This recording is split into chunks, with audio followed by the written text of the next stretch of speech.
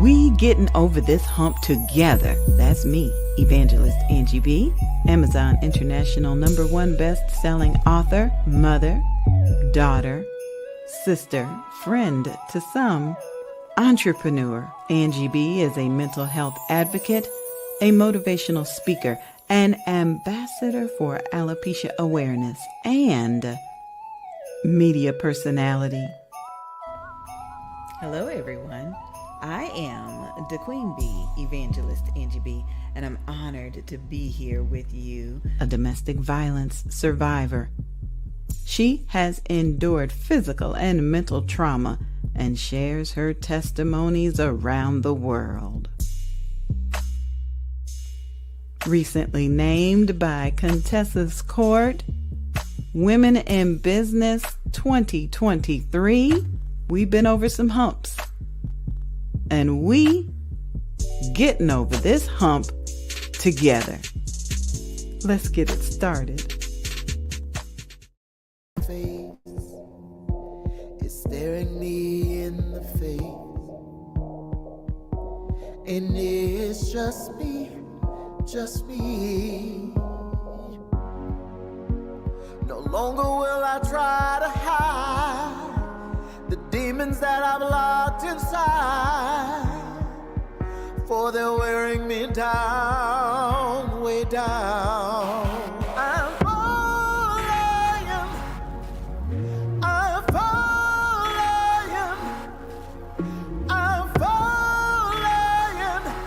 I need you to catch me, 'cause I'm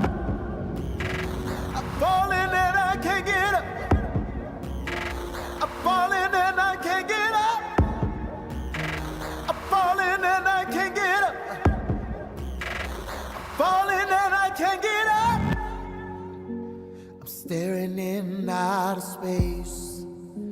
I'm lost without a trace, and there's nowhere to run or hide. No longer will I fear.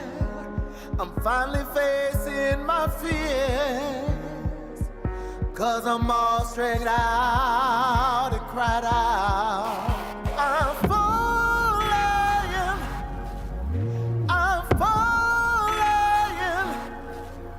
I'm falling.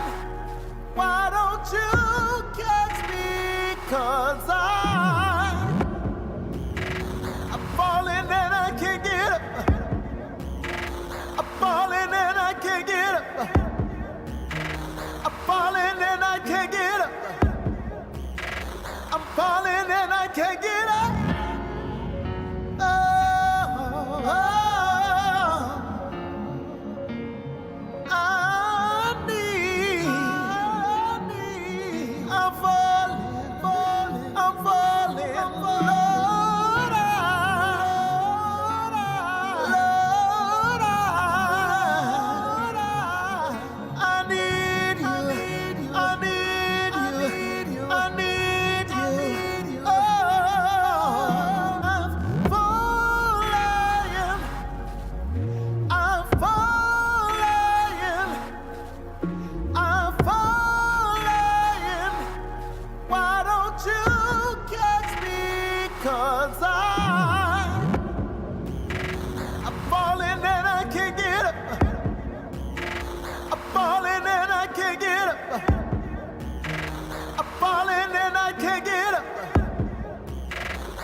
falling. Can't get up.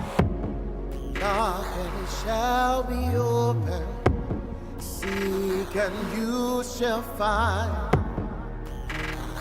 Call his name, Jesus. Say it now. Knock and it shall be open. Seek and you shall find. Jesus, Jesus.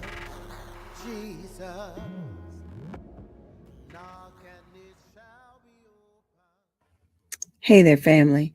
It's me, the Queen Bee, Evangelist Angie B, and I just got finished going through some paperwork that we've had for what I thought was a couple of years, but looking at the dates, I realized it's been about a decade. But I was just going through some paperwork that we had saved from the Moms in Ministry, some news articles, and some aspects that I thought would be important to share during the Moms in Ministry workshops.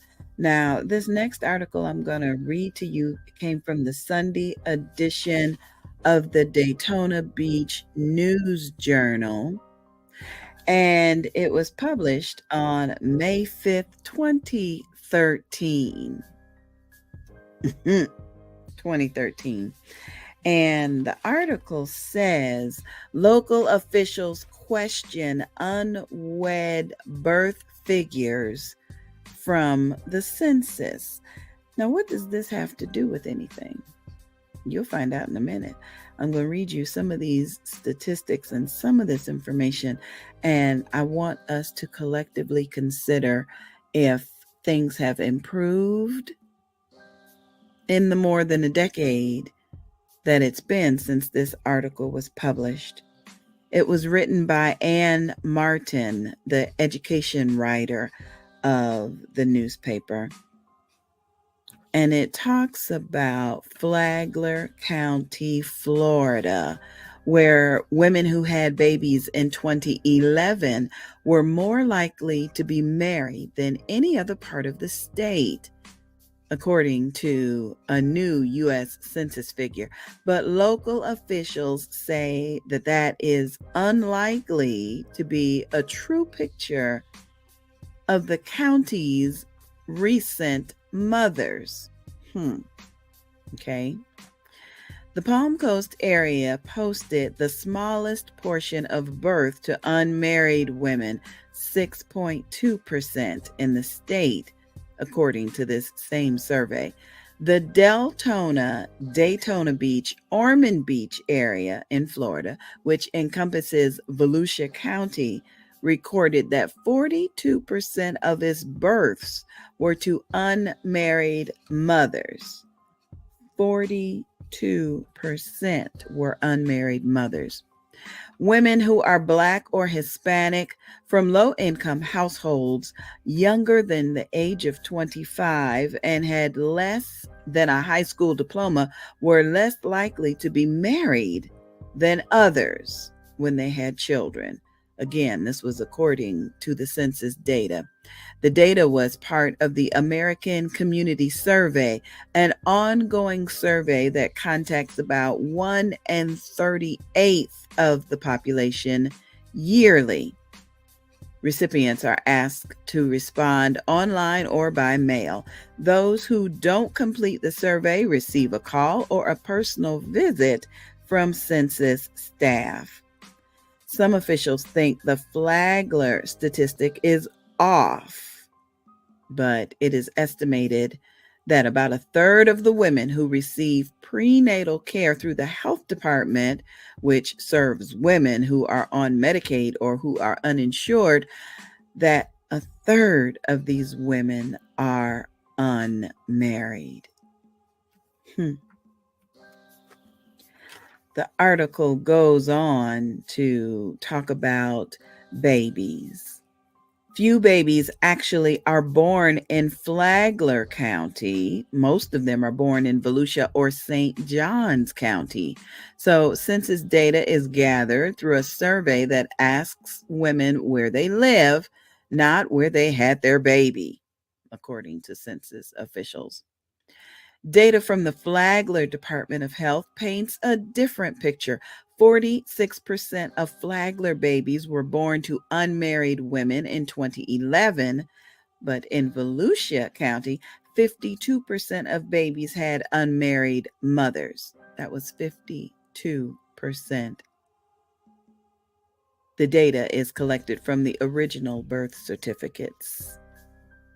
Also, the number of women who aren't married when they bear children is growing.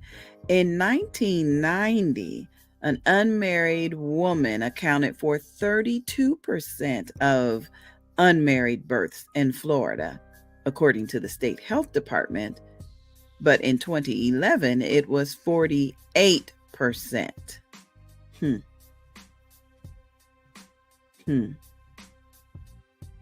It looks like a giant leap. Yeah. The then executive director of Healthy Start of Flagler and Volusia counties cautions that data from 1 year, especially from a small county like Flagler, may be unreliable.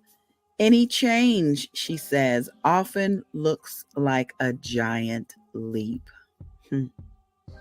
She added that about half the Florida women who have babies are on Medicaid, and it's easy for women to qualify for the program if they're single.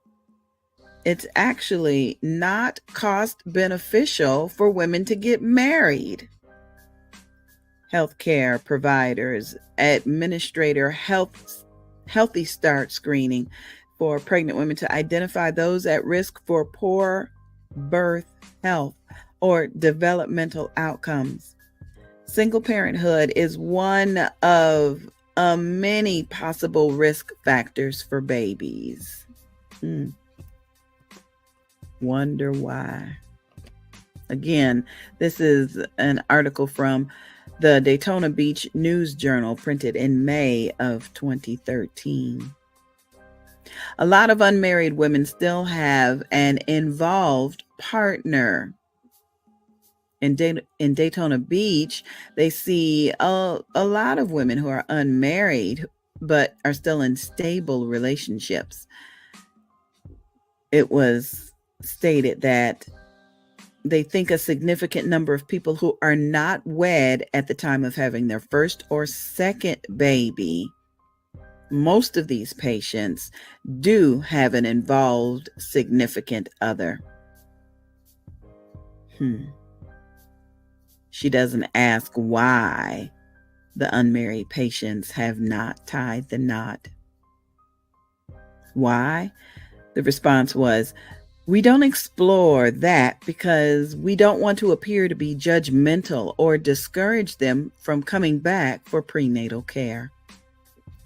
There are wide-ranging reasons why women are unmarried when they have children, including weakened social stigmas against single mothers, people becoming sexually active at younger ages, and professional women who decide they don't need to marry before having a baby.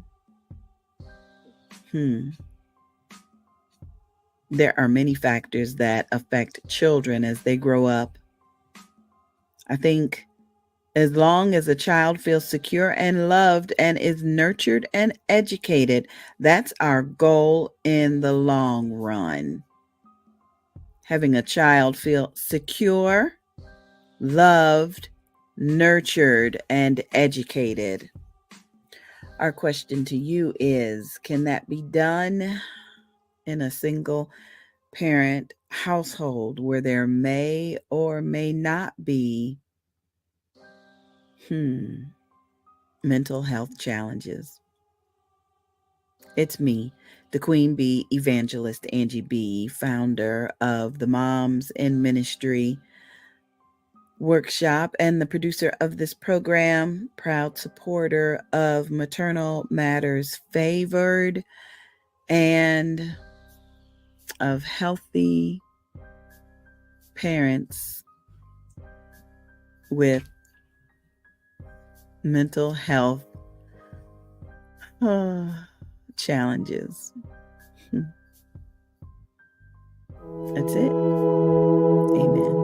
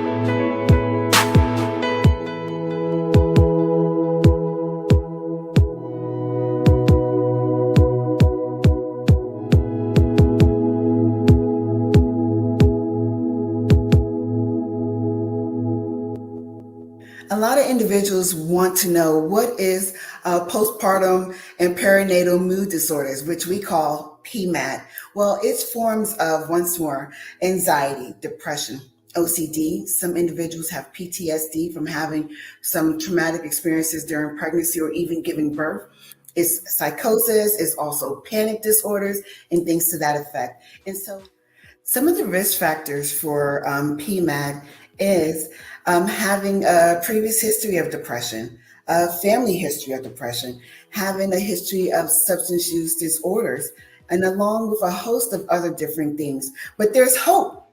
There's hope through little things like yoga, meditation, prayer, counseling, and there are some medication assistance treatment programs as well. So once more, when we think about perinatal and postpartum mood disorders, anxiety, depression, psychosis, OCD, PTSD, just know that you don't have to combat this silent crisis alone.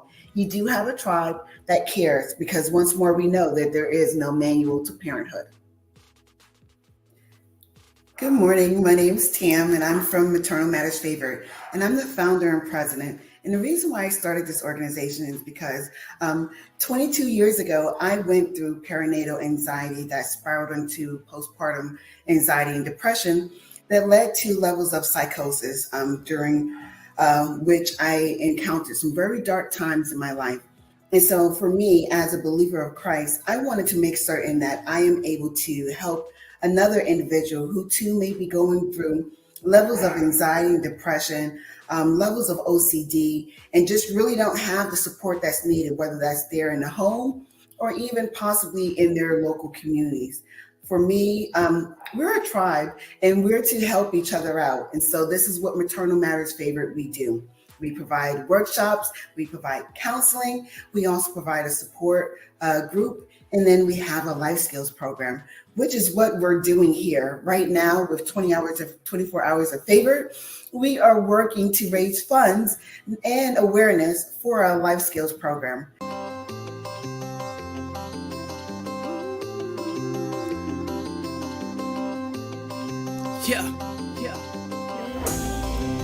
Hey, peace down to what's happening, homie.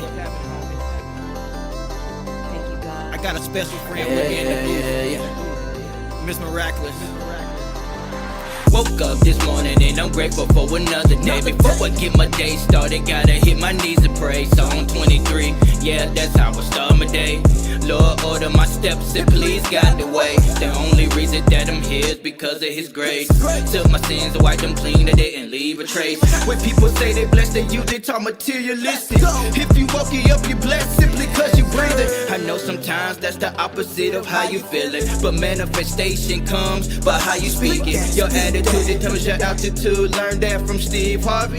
Taste and see the Lord is good like a cup of coffee. That's why I wake up giving thanks early in the morning. That's why I'm turned up at the church on that Sunday morning. We all blessed, we just got different meanings, different reasons. When you look at your glass, how you see it. Woke up this morning, man, I'm feeling blessed. Woke up this morning, man, I'm feeling blessed. Woke up this morning, man, I'm feeling blessed. No stress, I'm feeling blessed. Woke up this morning, man, I'm feeling blessed. Woke up this morning, man, I'm feeling blessed. Woke up this morning, man, I'm feeling blessed. No stress, I'm feeling blessed. Woke up this morning and I'm feeling blessed. Woke up this morning and I'm feeling blessed. Woke up this morning and I'm feeling blessed. No stress, we feeling blessed. Thank you, God, for opening our eyes each day. Keep us safe on our walk. In return, we pray. Show us vision of promise and give us the strength. Pave the way, we can do anything. Put our faith in you, so we have no fears. That's aside with us through our joys and tears. Feel the joy, and we so rejoice. So we gon' lift our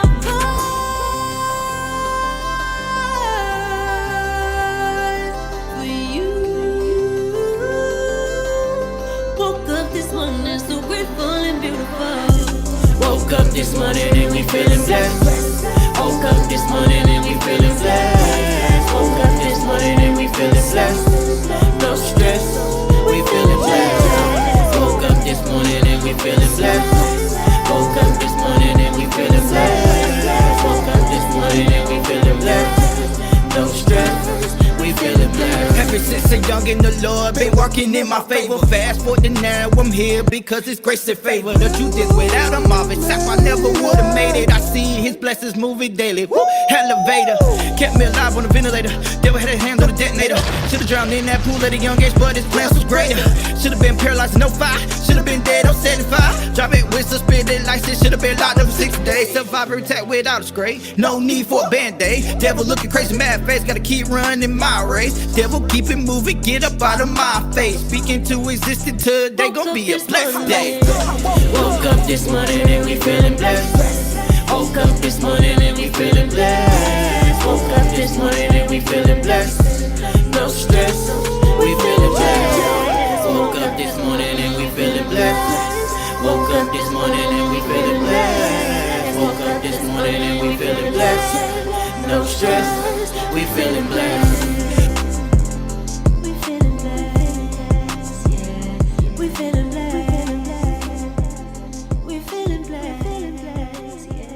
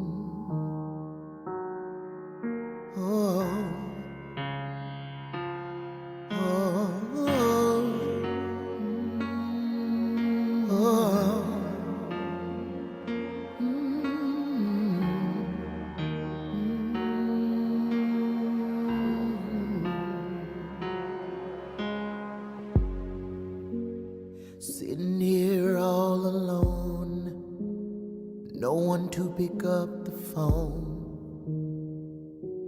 and it's just me, just me.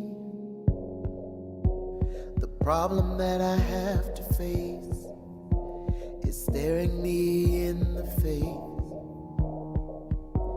and it's just me, just me. No longer will I try to hide the demons that I've locked inside, for they're wearing me down, way down. I'm falling, I'm falling, I'm falling. I need you to catch me, 'cause I'm falling and I can't get up. I'm falling and I can't get up. I'm falling and I can't get up. I'm falling and I can't get up. I'm staring in outer space. I'm lost without a trace, and there's nowhere to run or hide. No longer will I fear. I'm finally facing my fears, 'cause I'm all straight out and cried out. I'm falling, I'm falling, I'm falling. Why don't you catch me? 'Cause I'm falling and I can't get up. I'm falling and I can't get up. I'm falling and I can't get up. I'm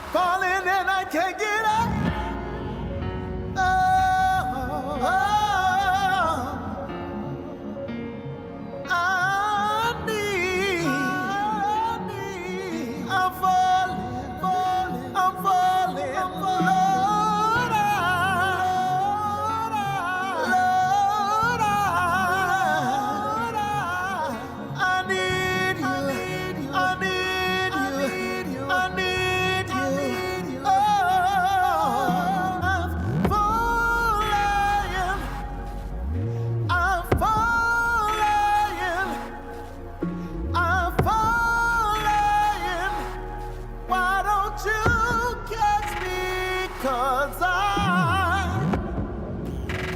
I'm falling and I can't get up. I'm falling and I can't get up. I'm falling and I can't get up. I'm falling and I can't get up. Knock and it shall be open. Seek and you shall find. Call his name, Jesus. Say it now. Knock and it shall be open. Seek and you shall find. Jesus, Jesus, Jesus. Knock and it shall be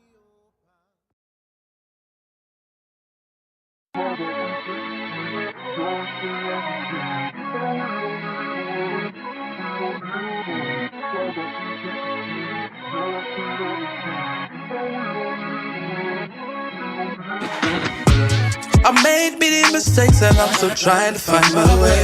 Yeah, now I done did my whole thing and I made a mess of things. But through it all, you still standing there. I see you really care. You still standing there. Though I heard you call my name, but I still think that I got time. Brought me from a long way, but there's issues in my mind. Oh, here we go again on the same road again. Oh Lord, please step in. I shouldn't be running when you save me from what I'm running from. Sometimes I'm scared that I'm not worthy of your love. Lord, here's my issues. I'll step aside. Do what you do. Just know that I'm right beside you. See my issues, but you still love me still. And when I'm guilty in my living, your words are real.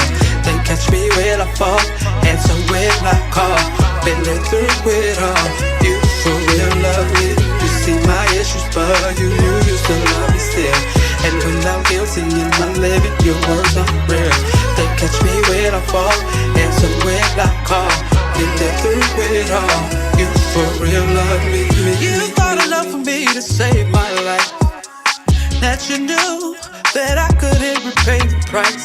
Used to buy and watch me live my best life. And now I'm here because I'm surrendering my life. I'll tell everyone I know to call your name. But when you show up, you come to bring about a change. That feeling you get when you call on your name. Somebody call your name. Jesus. I know I failed so many tests. But I'm here now, giving you my best.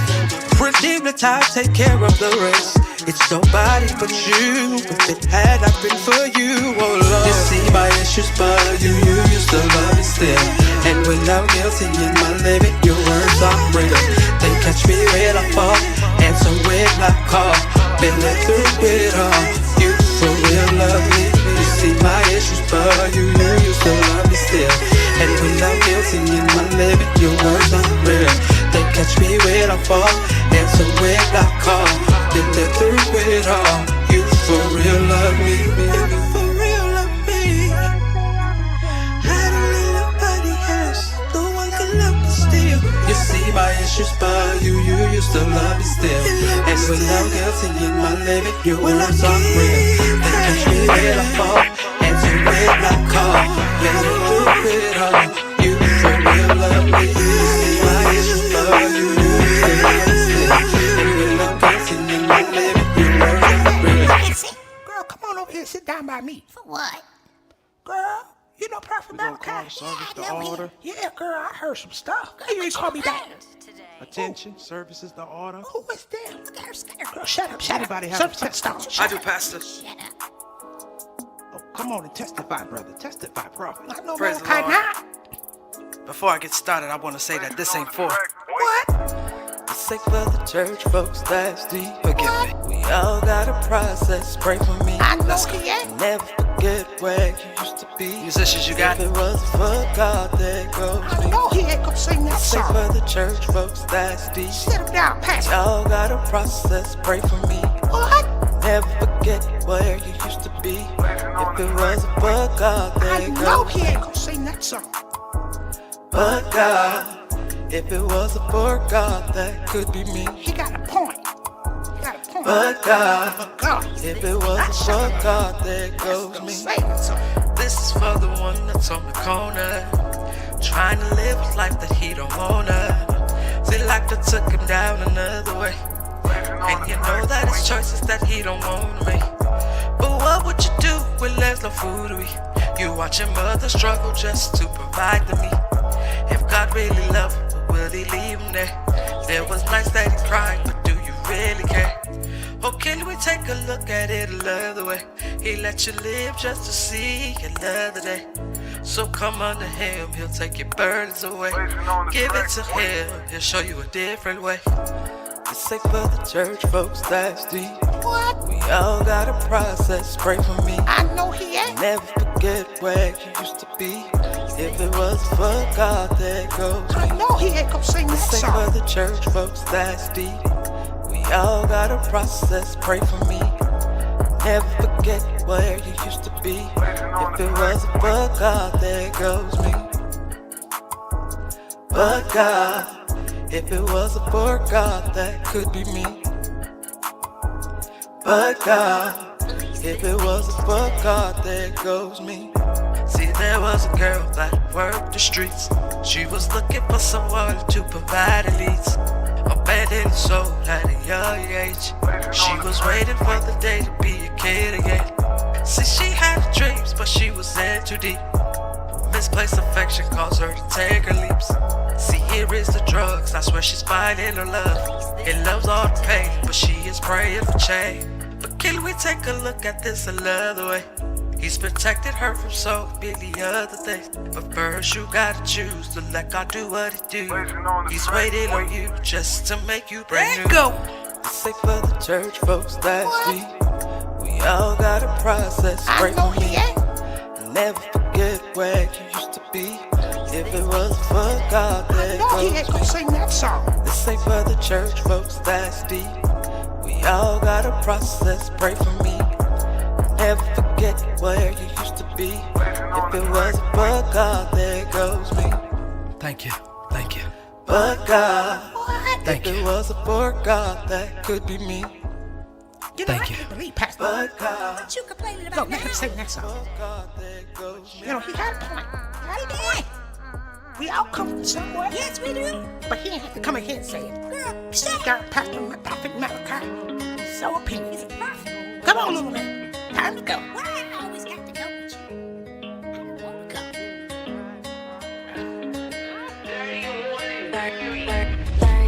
Don't leave me on this road alone.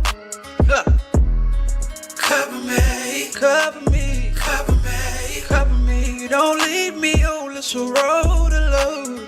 Cover me, cover me, cover me, cover me.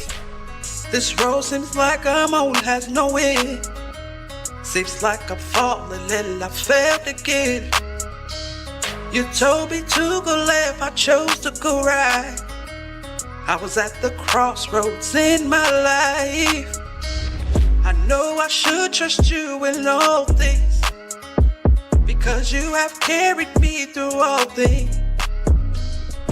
Faith is not where it should be. My heart just takes over me, and I keep fighting what you're spoken over me. Please stop the rain from falling, so I can see clearly my calling. I know that I'll have my days and maybe even my ways, but don't leave me on this road alone, alone, alone. Don't leave me on this road alone. Huh. Cover me, cover me, cover me, cover me. Don't leave me on this road alone.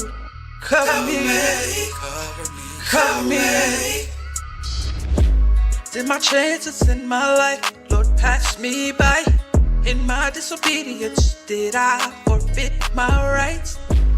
I'm calling you Savior.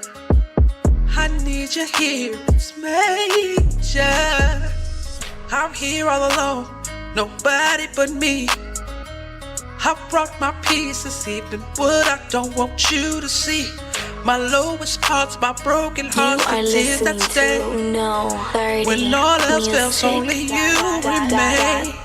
Come Don't leave me on this road alone. Cover me, cover me, cover me, cover me. Don't leave me on this road alone. Lord, cover me, cover me, Lord, cover me, cover me. Lord, don't leave me on this road alone. Cover me, cover me, cover me, cover me. Please don't leave me on this road alone. Lord, cover me, cover me, cover me, cover me. Don't leave me how you found me. Don't leave me like this, Lord. Cover me, Lord, cover me.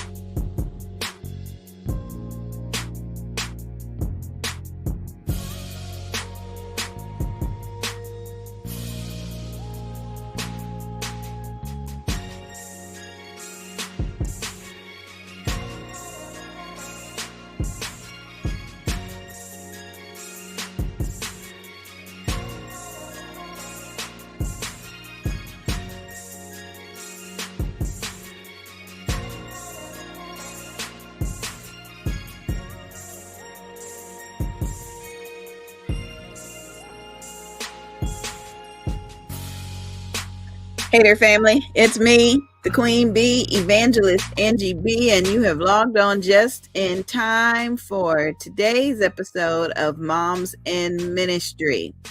Moms in Ministry is celebrating 11 years of bringing the gospel of Jesus Christ to the world as only a mom can do. So today's conversations come from mothers, grandmothers, aunts, sisters, and other mother figures. We've got some questions, we've got some comments, and I've got 2, maybe 3 very special guests that are joining us today. So first of all, why am I dressed the way I am? I got on my nightcap, I got on my, reading specs, and I put on some rouge and some red lipstick. I am representing the grandmothers. We have some questions from some grandmothers that are tired of the way things are happening, and they have sent in their comments, so I'm going to be addressing those very shortly.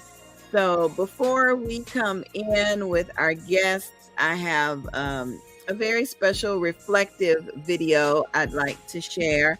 It gives you just a little bit of our decades-long history and why we have the Moms in Ministry. So enjoy. I guess you can say the workshop began with my mom. Well, maybe it began with her mom and continued as my grandmother prepared my mother to be a wife and a mother. My mother was assisted by grandmothers, extended grandmothers. Somebody had to teach her how to feed me. And then she was there when my firstborn came into this world. And now, she's grown. I also gave her a little sister to play with. And that little sister grew into a magnificent woman who even gave me away at my wedding. The Moms in Ministry events needed to be showcased, and so Angie B Presents on YouTube and Facebook was created. The Moms in Ministry needed to be funded. So Angie B Productions was founded to produce media and financially support the ministry, the Moms in Ministry. You see, there was the tour that Angie B Presents. It was a Christian rap tour that traveled the country presenting the gospel of Jesus Christ to youth and young adults through holy hip-hop music. As a result of the Christian rap tour, several young women started asking questions that only a mother could answer. They wanted the mothers to give it to them straight with no chaser. And because of that request, the Moms in Ministry was born. On January 19th, 2013, I was joined by 2 additional mothers. We were hosted by my pastor and congregation, and the Moms in Ministry was born as a result of the tour that Angie B Presents. From that day on, the Moms in Ministry added additional mothers. I was invited to speak for other ministries. We included local information. We allowed teens and young adults to ask their questions. We always opened with prayer, and we always gave God praise throughout the event.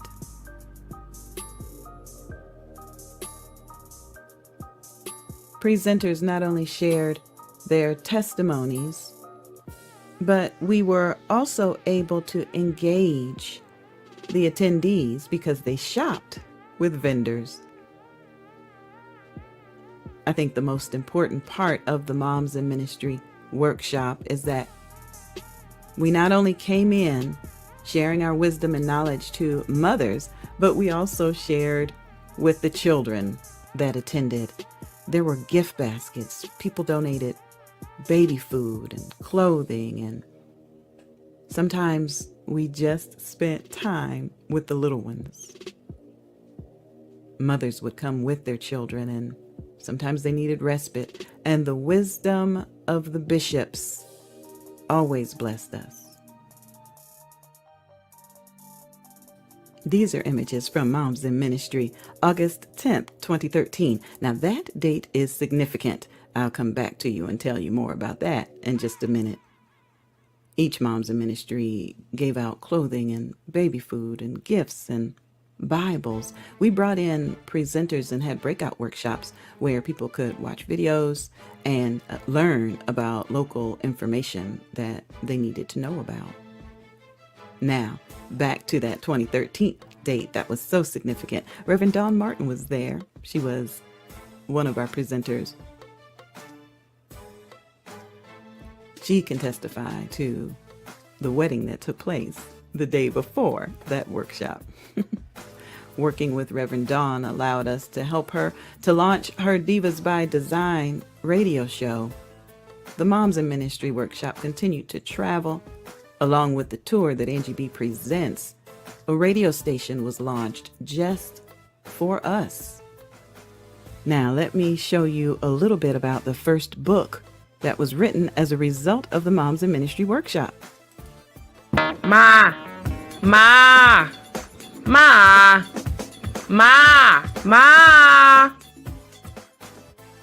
We parents need to understand that our children may know the pitfalls that we taught them, yet they will sometimes have to drag themselves out of their own pits in order to learn to reach up for God instead of reaching up for us, steering them in the direction of God Almighty.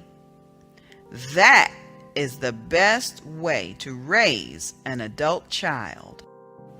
Why hearing God's voice is essential to motherhood. Written by evangelist Angie B.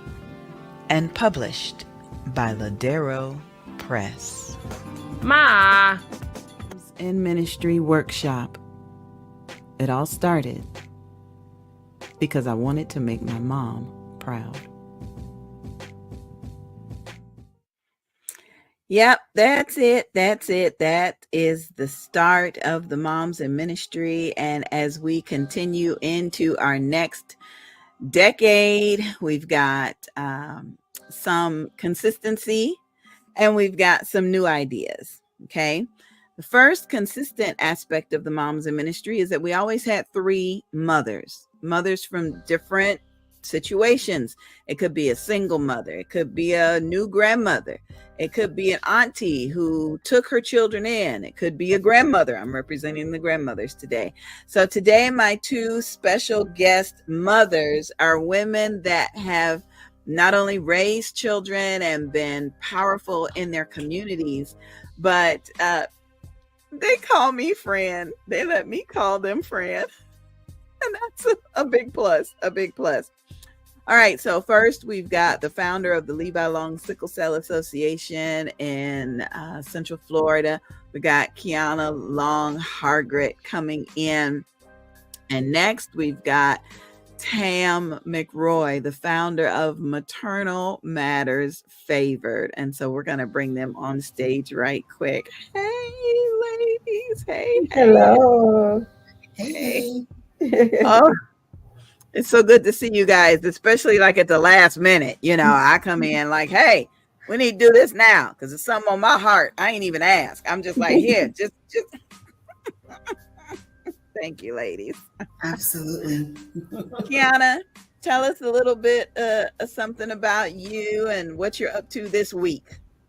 So of course I wear a couple of hats, and of course, sickle cell is my passion in life, and so I've been blessed to partner with a pharmaceutical company called Pfizer. They're one of the main companies that did the one of the tests when we did the COVID. Yep. Mm-hmm. And I found out through meeting one of the gentlemen that there are 8 of them that live, eat, and breathe sickle cell in the whole country. Wow. And so what a blessing to have met him, talked to him, had a meeting with him. Not only that, I've partnered with sickle cell doctors. And right now we're looking to do a lot of grant funding. So I'm very excited. We've had meetings in reference to the gene editing therapy, which is a more sure way of curing sickle cell other than the stem cell treatment. So I'm very excited. If you don't hear me and you don't see things going on, trust there are things going on behind the scenes. It's just I'm trying to get things more in place so I can continue to move forward in the community. Always. Absolutely. Love it. Congrats. That is beautiful. Tam, tell us what's going on with you this week. And oh my gosh, I don't know. Just like Kiana, I wear multiple hats as well, but specifically for Maternal Matters Favored, we are gearing up for our second annual fundraiser, 24 Hours of Favor, where we will broadcast for 24 hours, just raising awareness and funds for our life skills program. But once more, the mission of Maternal Matters Favored is to provide counseling and support services to parents going through perinatal and postpartum mood disorders. And so these are a variety of different things. You know, some parents go through traumatic birth experiences and even prenatal experiences. Some go through levels of OCD and postpartum thoughts of psychosis and so forth. And so at the end of the day, we are each other's keepers. And we're going to make certain that we are able to provide them with the resources and tools that they need to be able to balance life and parenthood at the same time. Right. That is incredible. Okay, so our first comment has come in from Minister Clarence C-Dub Williams. He says, hello, blessings and love from C-Dub Ministries. Thank you, C-Dub. He is our new founder and co-host of the Dads on Duty podcast. And so if you've been with us for a minute, you also know that Clarence C-Dub Williams was the very first Christian rapper that signed to the tour that Angie B presents like 13, 14 years ago when he was like 12. So it has been a blessing to watch him grow in his ministry, and now he's taken over, and on Sundays from 3 to 5 p.m. he chops it up with a couple of dads, just like we're chopping it up today. So thanks for the love, C-Dub. Thanks, I appreciate it. All right, our first question today, Kiana, what did you learn from your mother or a mother figure in your life? So I had a few mothers, and I say that because I had a biological mom, and my mom was young when she had me, and so when she had me, she was 18. She was very popular in the 70s, very popular, and so the whole town of Millbrook, like I was village raised. I was raised by the entire village. They wanted to make sure my mom didn't feel like her life had stopped, but they Mm-hmm. kept me so she can keep living, and I was raised by everybody, and I'm grateful to know and I have that love from everybody. And Yeah. so my mom's oldest sister is 11 of them total, six girls, five boys. And so my oldest aunt, when my mom went through a divorce after she had four girls, I'm the oldest of four girls, and we were living here in Daytona, and it was kind of devastating for mom because in Alabama, I think it's so southern, nobody gets divorced. Out of all my grandmother's children, nobody, what is that? Divorce? No, you just go in another Yeah. room and, you don't do anything. Everybody just keep it moving, And so Right. for my mom, that was kind of devastating. So my aunt, Auntie Lee, she took all of us in and she raised us, and I learned so much from her. I always tell her how grateful I am to her. I don't know how it is now, with I know family members probably come in and help people, but I will never ever ever forget the unselfish love that she gave to me and my sisters to continue us upbringing here, in Alabama from here. So one thing I learned from her was love is so kind and it's Mm-hmm. unselfish and it's Mm-hmm. selfless. Mm-hmm. Whatever you have to do, you just step in and do it. We're not talking Mm-hmm. about money, we're just talking about love. And so Mm-hmm. that's one thing I learned from her. Love is patient, love is kind. Yeah. Yeah. Yeah. Absolutely. What about you, Tam? Give us something you learned from your mom or a mother figure in your life. My mom, I would say I learned my work ethic. And so Mm. my mom, she had me when she was 40. And so the year that I was being born, my brother was turning 21 and my sister was turning 20. And like they were starting their families. And so she in the 60s and 70s raising my brother and sister, she worked two and three jobs just to make certain bills were paid. They had what they wanted to have, you know what I mean, and so forth and so on. And with Yeah. me, she always maintained two jobs for as long Mm. as I can remember. Um, and she taught me, she said, you know what, as you enter early adulthood, you need to make certain that you have one, a job that you can do when you're young and you can do standing. And then Mhm. two, have a career that you can do sitting as you get older. And Oh, I yeah. saw that actually play out in her life. She worked, with I'm from New York, and so she worked for Creedmoor State Hospital up until she found out she was pregnant with me. She worked for over 16 years with them, and she worked with the psychiatric population, and so that was something she was on her feet definitely doing. And then when Yeah. she got older, I'm she coming. moved into medical transcription, and she worked Oh, with I'm different sorry, I'm in my universities. live And program. um, for me, I took on that same thing, that grind and that hustle and that work ethic and mentality to make certain Hmm. that at the end of the day, no matter what, we're going to be okay. Yeah.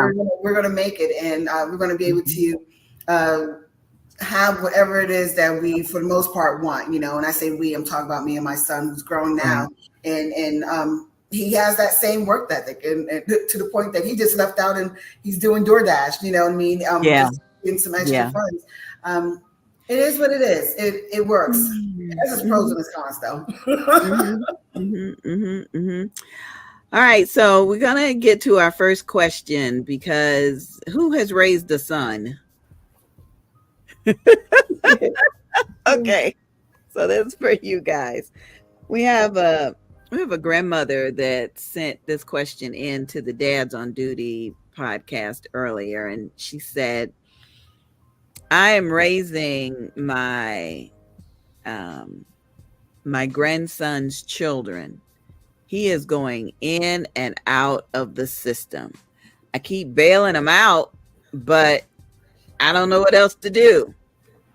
What do you suggest?" Leave him in there. I'm just saying. I've been to jail several times, and it's you got to touch that stove and get to your own bottom. That in which you will start to make conscientious, better decisions in what it is that you're doing that's putting you in that repetitive cycle. Because if you don't make that decision for yourself to change your life, then the judicial system will. And sometimes the repercussions are not, you can't recover from them, not as well as you would want to. Thank you, Tam. Thank you, Tam. Kiana, what And you so I got have any? my oldest son is in the system right now. And Mm, so when I go to visit him, I always pray with him and I tell him we're going to PTB. We're going to pray, trust, and believe. And mm, so I can say for this grandmother, she has to speak to that young man because continuously bailing him out, I'm thinking, that is not good at all. It's not helping him. Yeah. So she has to get in herself to understand that that's not helping him. We can mm, talk till we're blue in the face, but until she really realizes that that's not helping him. She's wasting money to get him out all the time. But she needs to pray and trust God in this and ask the Lord for direction, not just keep doing things on her own because it's not helping the ooh, situation. my goodness, Yeah, my it's a goodness. it's a form of enabling him. You know what I mean? And I know this because I'm the baby. I'm the girl, and my parents, they did everything they could to protect me and coddle me and so forth. But I had to eat that and get it from the mud. You know what I mean? And I'm the better person because of so. I would like to say. Mm, mm. You're a better person because of it. I tell you, the application of scripture and parenting, it runs a fine line. It runs a fine line.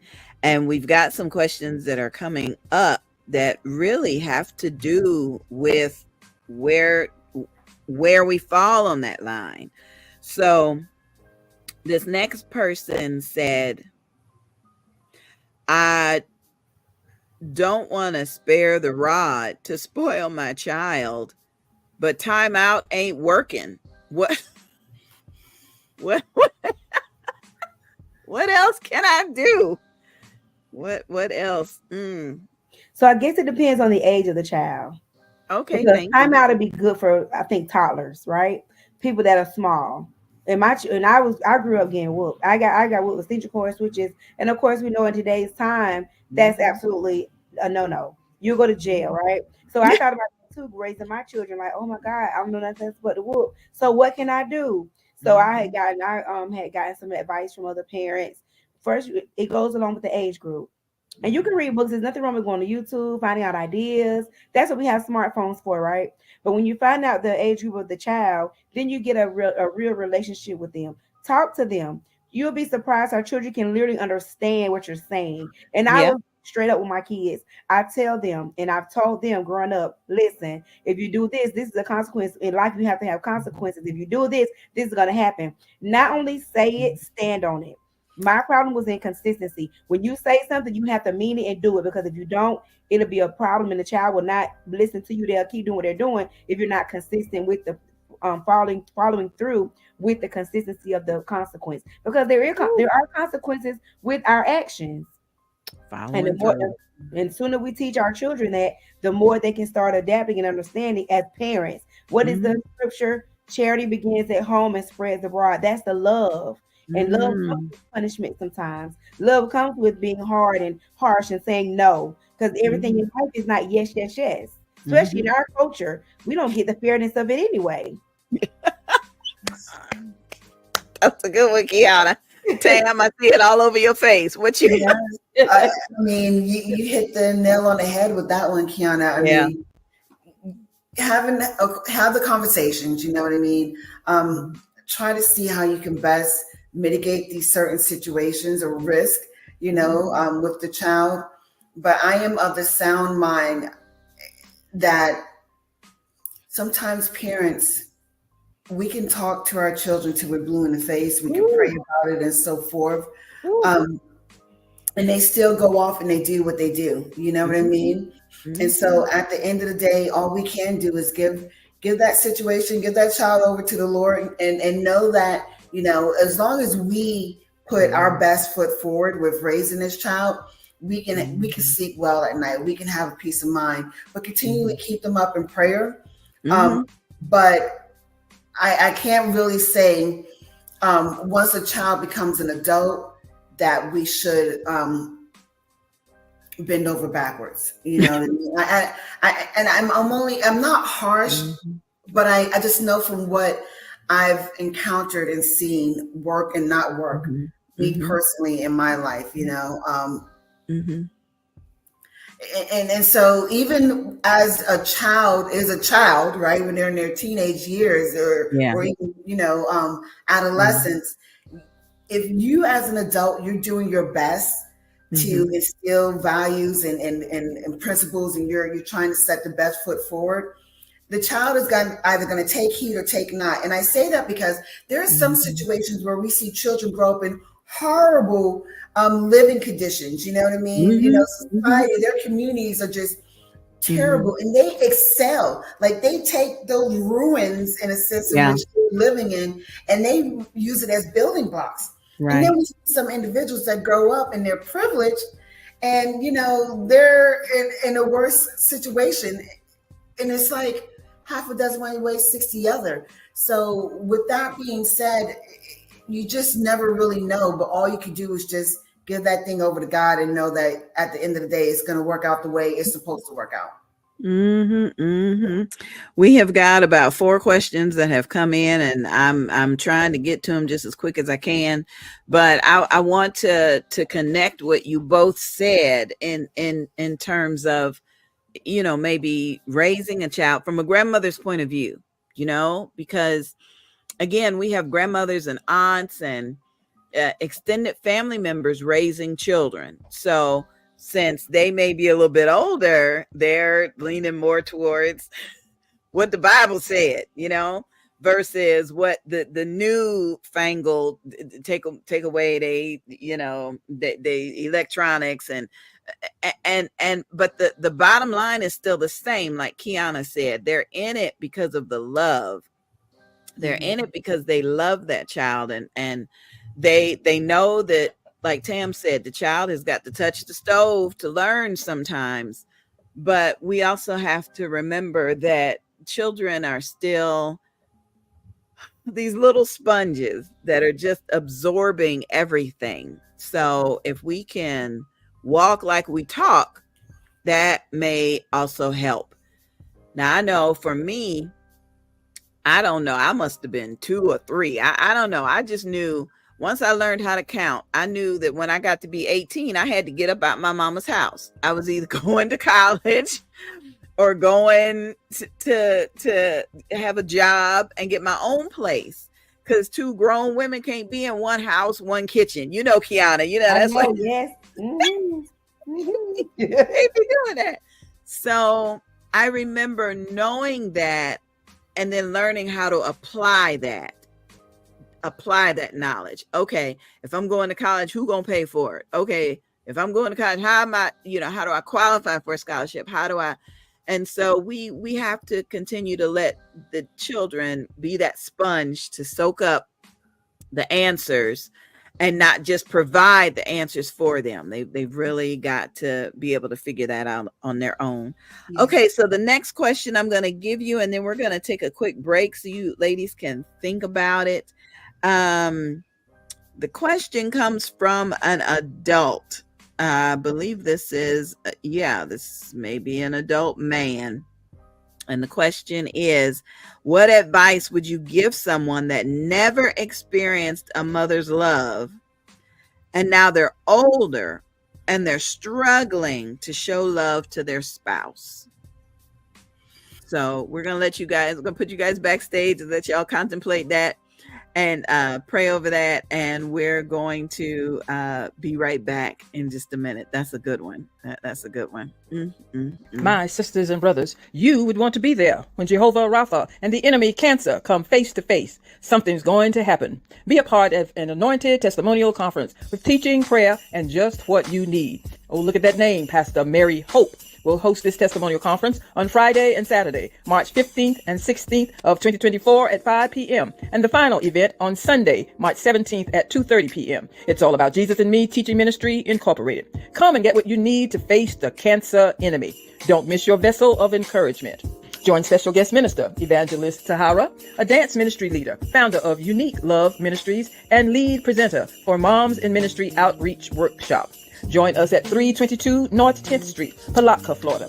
Let's get grounded and encouraged through the inspirational scriptures, Psalms 107 and 20, John 11, 4 through 15, and Exodus 15 and 26, and John 10, 10, with the promise to have life more abundantly. Don't miss this unique presentation. Come and hear special guest presenters, Elder Gunny Williams Jr. and Evangelist Iris D. Miller Williams, Pastor Dr. Grace Miller, Overseer, Apostle Faith Church of Deliverance Incorporated, Fort Pierce, Florida. Join us at 322 North 10th Street, Palatka, Florida. Phone number 904-334-8849. For prayer, vendor registration, and seating, call 407-914-6519. That's 407-914-6519. Don't miss your blessing. Don't live with regrets. Be there, my sisters and brothers. Phone number 904-334-8849. That's 904-334-8849. The Grief to Purpose support group is back. Join this awesome support group as we move toward healing, deliverance, peace, and joy. Losing is a part of living, and we will walk through this valley together. Presented by Reverend Dawn Michelle Martin, author of Fill My Cup, Transitioning to Your Purpose Journal and Study Guide. For more information, send an email to the RERC@gmail.com. That's THERERC Incorporated@gmail.com. The Grief to Purpose support group is back. Promotional consideration sponsored in part by Angie B. Productions. Woo, I'm so glad support group is back because we all going through some kind of grief, some kind of way.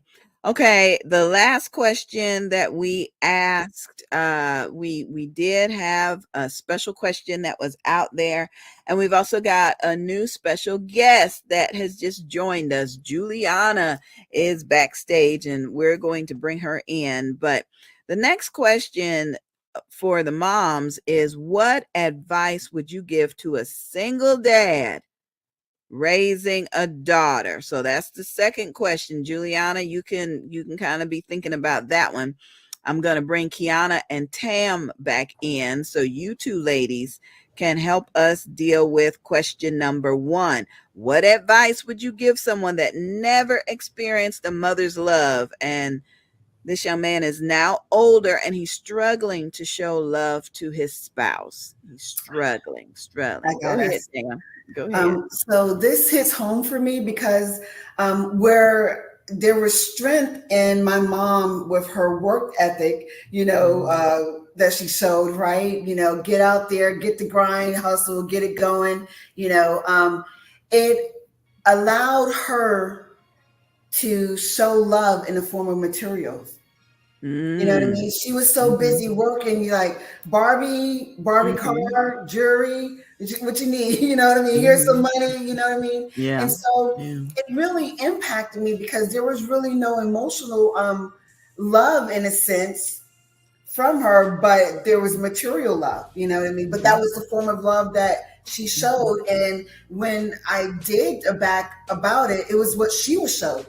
And to the point that I caught myself in the beginning of my son's adolescent years, seeing that I was doing the same thing, you know what I mean? Because of my work ethic and being a workaholic. And it was like, what you need? We're going to get some Griffins, some Joy. We're going to, you know what I mean? It was like one of those kind of things. And I had to learn and train myself to pause, you know what I mean? Take more time, you know what I mean? And even to the point of hugging him, and I had to be, fully transparent and say, mommy was not raised with emotions, you know what I mean, with sharing emotions. And when you start to really take a deep dive, you know what I mean, a lot of times, regardless too often in our cultures, it wasn't something that was really, you know what I mean, like majorly shown and given. It, you don't cry, you know what I mean, you had to get out there, you a soldier, whether you're a soldier for the Lord or for whatever, you know what I mean. And it really started to, I saw where it was impacting my relationship with my son, and not to say, you know, I have a history, you know, and I'm writing this book that's very, you know, it's therapeutic some days and traumatic some others to kind of birth. But, you know, I wasn't there like I should have been in the early parts of his life. And then to be there being a full-time mom, but not really, because I'm a workaholic, and that emotional part, you know what I mean? Like, Woo. like Yeah. I used to do a countdown. I mean, you know, okay, mommy's gonna let go. 10, 9, 8, you know what I mean? All right, there we go. We could try this again in another few hours. And it was real. So I would, to answer the question, you know what I mean? Because look, I get it, you know what I mean? You notice that something is off. Don't repeat the cycle. Do what you need to do with regards to getting the self-work, right? Figuring it out, and be open and honest. And you know what? Me and my son's relationship is better because of the fact that I explained, like, we didn't do this. We didn't hug, you know what I mean? And we didn't. We didn't. We now have so much of that's my peeps, that's my ace, you know what I mean? Because of that transparency and just saying, hey, I can hug you for 30 seconds today. That's all I got in me. That's good. That's good. Kiana, I want you to really address the question. What advice do you have for somebody that never experienced a mother's love? And so you all heard me when I started talking about the first question you said, and I went straight to my Auntie Lee. Because my mom was young, and her and I have talked about it now, we're not that far apart in life. She was young and I'm young still. Me and mom never had a close relationship. So this hits really home for me. And so it's so weird growing up. I was looked at differently. I was the black sheep because I'm the darkest one out of my siblings. And I was the only one that had my own dad because my mom had, my dad was with her when she was young. Then she married my sister's dad, so they have the same dad. So I can really, really relate to this situation. And it's crazy because you see me, I love like crazy. Yes. And I'm like, where do I come from? That's not how I was. When I was coming up, I was village raised, but it was like, in my home, it was so dysfunctional. Like, I got beat all the time just because today is, what is today? Sunday. That's why I got beat. So it's like, how do I love? And so I was married, the first husband. I loved them, but I didn't know how to be a wife, if that makes sense. Right. I didn't see it in my home. My mom was young. She got married at 19. She only got married so she could leave that house with all those 11 children so she can... You understand? And me and mom have talked about this, so she sees on Facebook. It's nothing. She knows I'm transparent, and I follow what you say, Tam. And I tell you, sir, be transparent, be honest, and guess what? Every day is a different day. And if you make a mistake, don't have pride that you can't say I'm sorry. Do it again. Next day's try it again, and you don't even have to wait. That day you can try it again. Thank God for a second chance. Thank God for another opportunity to get things right that we didn't get right before, right? And I think love is the key. And pray. My prayer is always, Lord, help me to see people how you see them. I don't want to see people how Kiana see them, because that means I see people that talk about me, that suck their teeth. I want to see people how Jesus sees them, with compassion, with love. And in a marriage, we have to do vows. And because it's a real commitment. And because Christ stands on marriage, it's honorable. That means you can do it, sir. You can do this. You just have to have a good mindset and and guess what? You got YouTube. You can Google classes you can take to help you to understand your spouse. You're right. Try to figure out how she is. Find out what was her background. You can learn each other all over again. That's why the vows say to death do us part, because we'll never learn someone in a few months or a few years. It takes an entire lifetime to know somebody. So I would say just keep learning her, keep learning about one another, even learn about yourself. See about yourself, the things that you can change in you. A lot of times we don't do that. We be looking at them, when sometimes we need to change us. Something in us will probably change to make a situation, a relationship better. So you can do it. I'm proud of you. I know you can do it. I'm excited that you'll give a testimony one day that I may hear that you did well and that you all are celebrating an anniversary over and over again. We're going to bring our next guest, Juliana, in just a minute, but I have a quick testimony to share about my parents, who have been married now for 28 years. my dad and my stepmom. And before my dad married my stepmom, he was married to my mother for 30 years. So I said my dad is like a serial married man. He gonna get married and stay married, right? So my parents were here visiting, and my stepmom was not feeling her best. And we were all just trying to see, okay, well, what do you need and what can we do and whatever. And so finally she said, well, I need this and this. So I said, come on, Dad, I'll take you to the store. So we're on our way to the store, and Dad's frustrated. He's like, I've been asking her all day, what does she need me to do? And baby, what do you need? And she didn't tell me. So by this time we're in the store, and he's still frustrated. What is this I'm supposed to get? And how come she can tell you and she can't tell me? And so over in another aisle, I saw a young man on the phone. And he was obviously talking to someone that had sent him to the store, because he's saying, well, they have this flavor and that flavor, and they got this and that. I said, Daddy, you see that young man over there? That's what you do. You get to the store and you call and tell them. And my dad is like, so after 58 years of marriage, dads still, need that communication, Kiana. They still need that love. They still need it. Now, I don't know if he applied it today or not, but that was a aha Jesus moment for me. Thank you, Lord, because I still can't tell my dad what to do. He's my dad, but he was able to get that from that particular situation. And my stepmom felt much better by the next day. So, Juliana, we want to bring you in. I cannot wait to meet you. Hello, my dear. Hello. Hi, how are you? Can you hear me? Yes, we can hear you just fine. It is wonderful to meet you. Tell everybody your name and what you do and where you're from, dear. Well, I'm Juliana. I live in Florida in the United States, and I'm a motherhood mentor. Specifically, I help moms who are burnt out and overwhelmed go from that to living more intentionally, slowing down, and just finding peace in their life. Amen. Amen. That is wonderful. What led you in that direction, Juliana?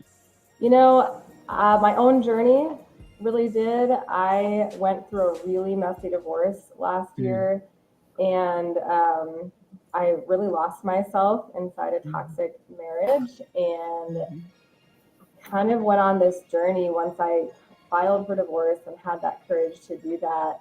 I just went on this journey of just really self-discovery, because I had completely lost myself in that marriage, and I really wasn't happy with myself either. I wasn't happy with the type of mom I was. I felt like I could do better, but I was so burnt out and drained from so much of the toxicity that I just couldn't. I felt like I could not show up for my kids. And so it was a journey, but I had this moment probably 8 or 9 months after I filed for divorce, while it was still going on, where I just was like, oh my gosh, God, I have come back to myself. I have arrived. I am a strong woman. I can handle this. I'm going to be okay. And I just wanted to shout it from the rooftops and help other women with it. And so that is where I am now. And that's kind of what led me here. Absolutely. Absolutely. Absolutely. Now, Kiana, I know that you have shared your story in the past, but why sickle cell? Why take up the mantle of spreading awareness and raising funds, and why help sickle cell patients? When I was teaching, I had done a lot of things during my teaching career. I helped ESC students to get out of ESC to go into regular classrooms. And it was just I wasn't doing enough. I felt like I wasn't doing enough in life. And so I looked for another position in the job just to work. And I saw case management for sickle cell. I said, I'm going to get that job. Not knowing anything about sickle cell, anything about case management. I went into the job, but I fell in love with being able to help people. I started out with 108 clients, and the fact that I can go into their homes, find out about this illness that nobody likes to talk about. And I'm like, why nobody even saying anything? I didn't even know about this. Not knowing that my boyfriend in college, who became all 3 of my children's dad, his brother had the disease. So when we would court and we would go to Miami, I didn't even know why he kept drink by his bed until I asked about him one day, and he said, "Oh, well, he's in the hospital because he's sick." So I thought he kept saying, I said, "Well, what's wrong with him?" He said he's having crisis. I said, "Oh, he has sickle cell. Oh my God!" So it was like so many people need to hear about this, and it's not talked about enough. I feel like I don't do enough, even when I have 7 counties in the state of Florida. I still feel like I'm not doing enough because it's not taken as seriously as it should. But I'm so thankful for this journey. Thank God that I was chosen and I picked this opportunity to do because it is so necessary. So necessary. And then Tam, we've got Maternal Matters Favored, and it seems like every time I mention your organization to someone who's older, 50 or older, they just say, "Oh, that's just postpartum. We all went through it. Women been having babies for hundreds of years, and what's the big deal?" So tell us what is the big deal about your nonprofit? And Absolutely. So yeah, as women, we've been having these babies, right? But our bodies go through hormonal changes. And regrettably, many times too often, some of these hormonal changes, they take flight and they elevate during a woman's pregnancy and sometimes even afterwards. And so there's severe, bouts of depression, like don't want to get out of bed, don't who baby what, you know what I mean? Levels of anxiety. We see some moms that go through OCD. Oh my gosh, is the baby still breathing? Is the baby still breathing? I read this story about this mother who wouldn't change her clothes. She went into a level of psychosis right after having birth, wouldn't change her clothes, you know what I mean? Was walking around with the placenta and just like all these different, our bodies endure a lot, and for me, when I was pregnant, I was suffering in silence with depression, and it sped into anxiety and depression after I gave birth to my son. To the point that I fell into a really dark space, and it took a little minute for me to get back right. And so this is something that hits home for me. And, individuals don't even recognize the fact that sometimes that, prolonged moments of crying or, disturbance in their sleeping or their eating patterns, that these can all be attributed to prenatal and postpartum mood disorders. And so we work with parents just to let them know, look, we get it. You know what I mean? There is no manual to parenthood, but there's a tribe for every parent. And that's our slogan, right? You don't have to go at this alone. There is a way for you to recover, and let us tell you about it and help get you there. Yeah. Okay, we've got a music video, and then when we get back, we got a couple more questions, and then we have to have a conversation about undergarments.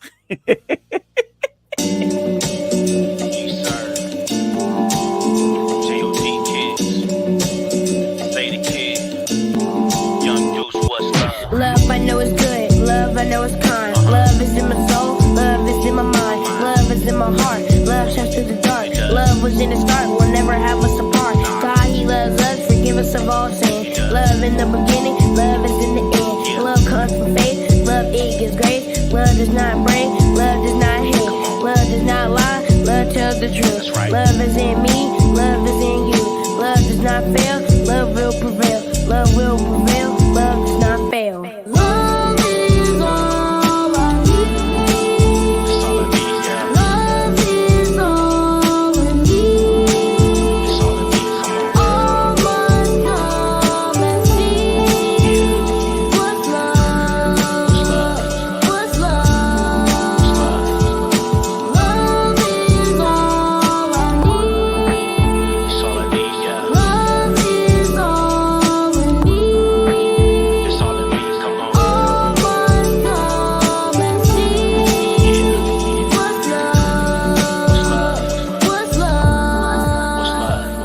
What's love? Only love laid down his life. Told me he paid the price to give me eternal life. Love give me a purpose. Love told me I'm worth it. Love keeps me encouraged. Love never discouraged. Love is in the start. Love is in the end. Love is in my heart. Love defeated sin. Love is never fake. Love keeping it real. Love shows me the way. Love is in His will. Love always forgives. My past it never holds. Love Love told me to live. Love, it never boast. Love, it never boast. Love giving me hope. Love showed me you wrote that God loved me the most. Love is from above. Love came for the lost. Love paid the cost. Love was on the cross. Love doesn't pretend. Love, it never ends. Love died for sins. Love rose again. Love is all I need. Love is all we need. All must come and see what's love, what's love. Love is all I need. Love is all we need. All must come and see what's love, what's love. I want genius.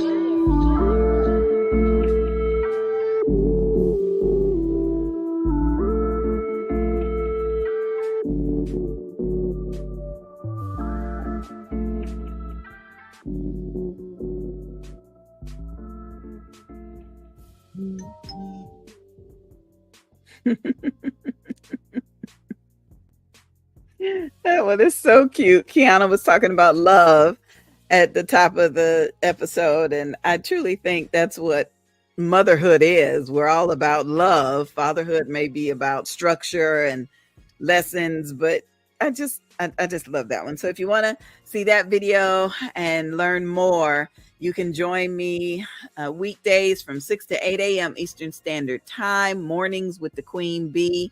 Just search for the group on Facebook and follow, and then you'll get the notifications that we're on. A couple special shout outs before I bring my guests back in. Thank you to Brother Terrence. He liked our program. He was checking us out earlier. Terrence Horn Jr. Thanks again to Minister Clarence C.W. Williams for joining us, and thank you so much for those that are sending in your text messages.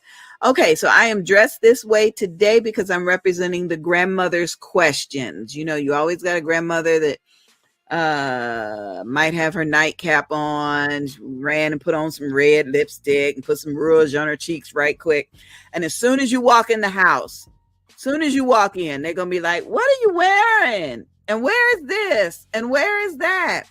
So we have a question from a grandmother. How can I encourage my grandbaby to put on some proper clothing, especially some undergarments? All right, Juliana, I see you grinning. I'm about to bring you in right quick. Juliana, undergarments from a grandmother. Yep. All right. Can you repeat the question? Okay, so we got a grandmother that's concerned that their grandchild is just not appropriately dressed, just doesn't have on enough undergarments, and just we're gonna have to bring Kiana in for this one too, because I know she was raised by a village. And Tam, you can come on back in too. What do you ladies think about the criticism that we can sometimes receive from a motherly figure? Juliana, you know, they want you to put on some clothes. Tam, especially us, Tam, they good about telling us we need to go get a wig. We need to go put on a hat. We need to do something. And Kiana, you don't need to be working that hard. You just need to get a husband and settle down. What? How do we deal with this constructive, loving criticism that we may receive from a mother or a motherly figure? Go ahead, Kiana. Go ahead, Juliana. Okay. I actually, I've had a similar question recently, and I've been in this situation too, especially being a single mom, where I get things like that. You know, when are you going to get a husband? And I have a son. You know, do you want to meet my son? You know, even from women who just look at me as their daughter, and I'm like, I'm not looking for anybody. You know, but that's thank you anyways. And so what I have to remind myself in those instances is that they're coming from a place of love, right? Like they're being intentional of trying to be helpful and loving. They're also coming from a different generation where it's difficult to think outside of your perspective and outside of how you grew up and the generation that you grew up in. And so they're coming from this place where for them, it really wasn't that long ago where women really couldn't do a whole lot if they did not have a husband. I mean, I'd love to say that was like in the dark ages, but it really wasn't. It was not that long ago.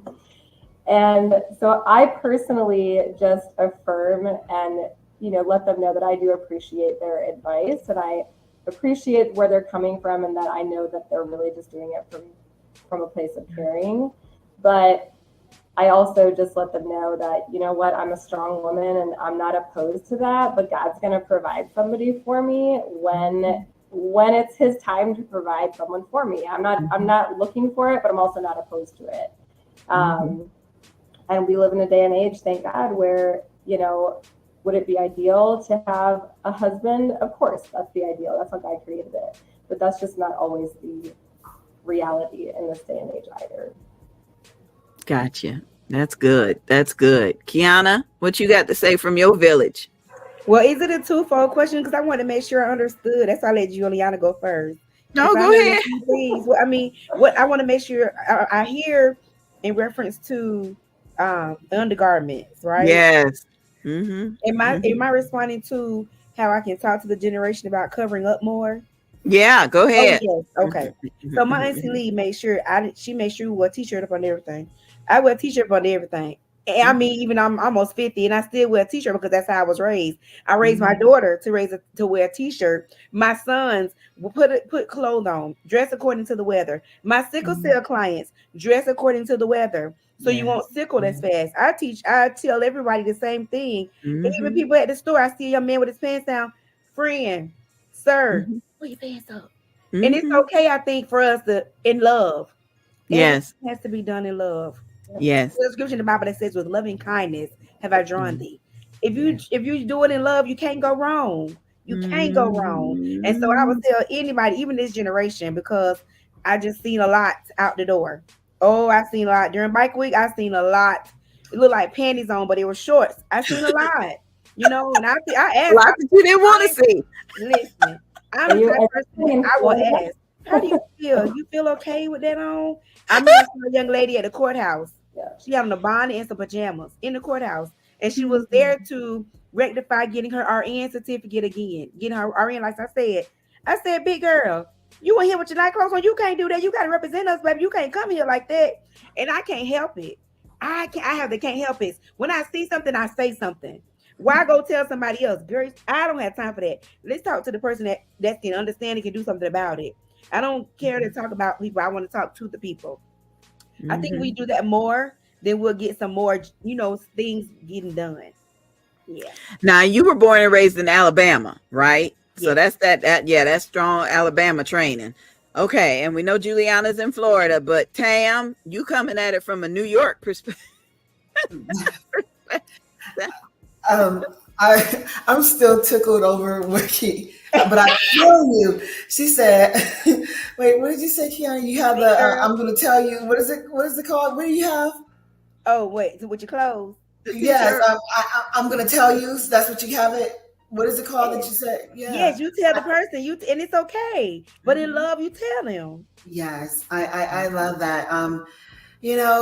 These days and times, it's really, I don't want to say it's weird, but it is, you know what I mean? Like, I see the pros and the cons of these present days and times, you know what I mean? But you're to represent yourself at a certain level at all times, no matter what, you know what I mean? Like, we don't go into the store with flip-flops or, the fuzzy wuzzy slippers, and you know what I mean? Like, there's certain things that you just don't do. And I'm at a loss for words because it flies, right? But then you have to think to yourself, where are they at in their life? Correct. Right. Yeah. And it just speaks for itself. I don't really have a comment too much on this one because I'm baffled. But, they say that in the end days, you know what I mean, that it'll be like we live in a bizarro world. Goodness. Man, everything's opposite. Yeah. You know? Yeah. Yeah. No. So I do have a couple of comments with the undergarments. Now, one of them, and Atlas, the Wonder Dog, is in the background with his new toy squeaking. So that's what you're gonna hear. But one of the comments that came to me about a week or so ago, there was someone popular who's pregnant and her belly was out. Okay, singer, rapper, whosoever she was, her belly was out. And the person texted me and said, "Who told these girls it's okay to have your belly out? Who told these fellas it's okay to have their pants drooping? Who told them?" And my response was, "Well, who told them otherwise?" So I started looking. I follow a doula on Instagram who's teaching women how to have their children naturally, not in the hospital, doped up. Okay. Fascinating concept to me, because when I was birthing my babies, ain't nobody told me I could stay at home in a bathtub, or, so I'm learning. But one of the things that the doula said is that when you're carrying a child, you got stretch marks and lower back pain and stuff, you need something to support the baby. There's kind of like a girdle thing you can wrap around and bind yourself and give yourself that support. And I pride myself on trying to apply things that I've learned. When I was growing up, I learned, I may not have too many of them in my closet now, but you put on a slip because you didn't want people to see through your dress. My daughter talks about how she has to put on tights when she goes to Michigan because it's cold. Put some Vaseline on your skin and put on some tights, and that helps. And I love what Kiana says. Everything's got a t-shirt on, everything. But maybe we mothers forgot how to teach our children how to dress for the weather or dress for the change of life.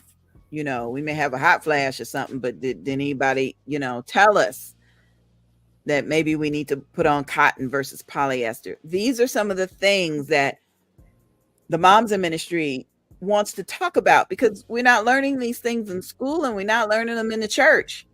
So how are we supposed to get that point across? So Juliana, I'm gonna come back to you. Tell us more about your blog and how someone can find it, and can somebody contribute to it? Tell us more about that. Sure. My blog is pretty new. I just started it, I'd say it's March, so about mid-January. It's been up for a couple months. It's called blessedgirlmom.com. I have all girls, so that's why. And as right now, I've had a couple people ask me about contributing, and right now I'm not at that stage yet. I mean, people can comment and add in that way. And I'm always looking for different topics. So often when people message me with questions, sometimes it just sparks something in my brain, and I'm like, oh, I'm going to go write a topic about that. So I'm always open to suggestions, or if somebody comes to me and specifically asks me to write about a topic, absolutely happy to do that. But that's kind of still in the beginning stages right now. So that's what. Good for you. Good for you. We love new starts. Ain't that right, Tam? I've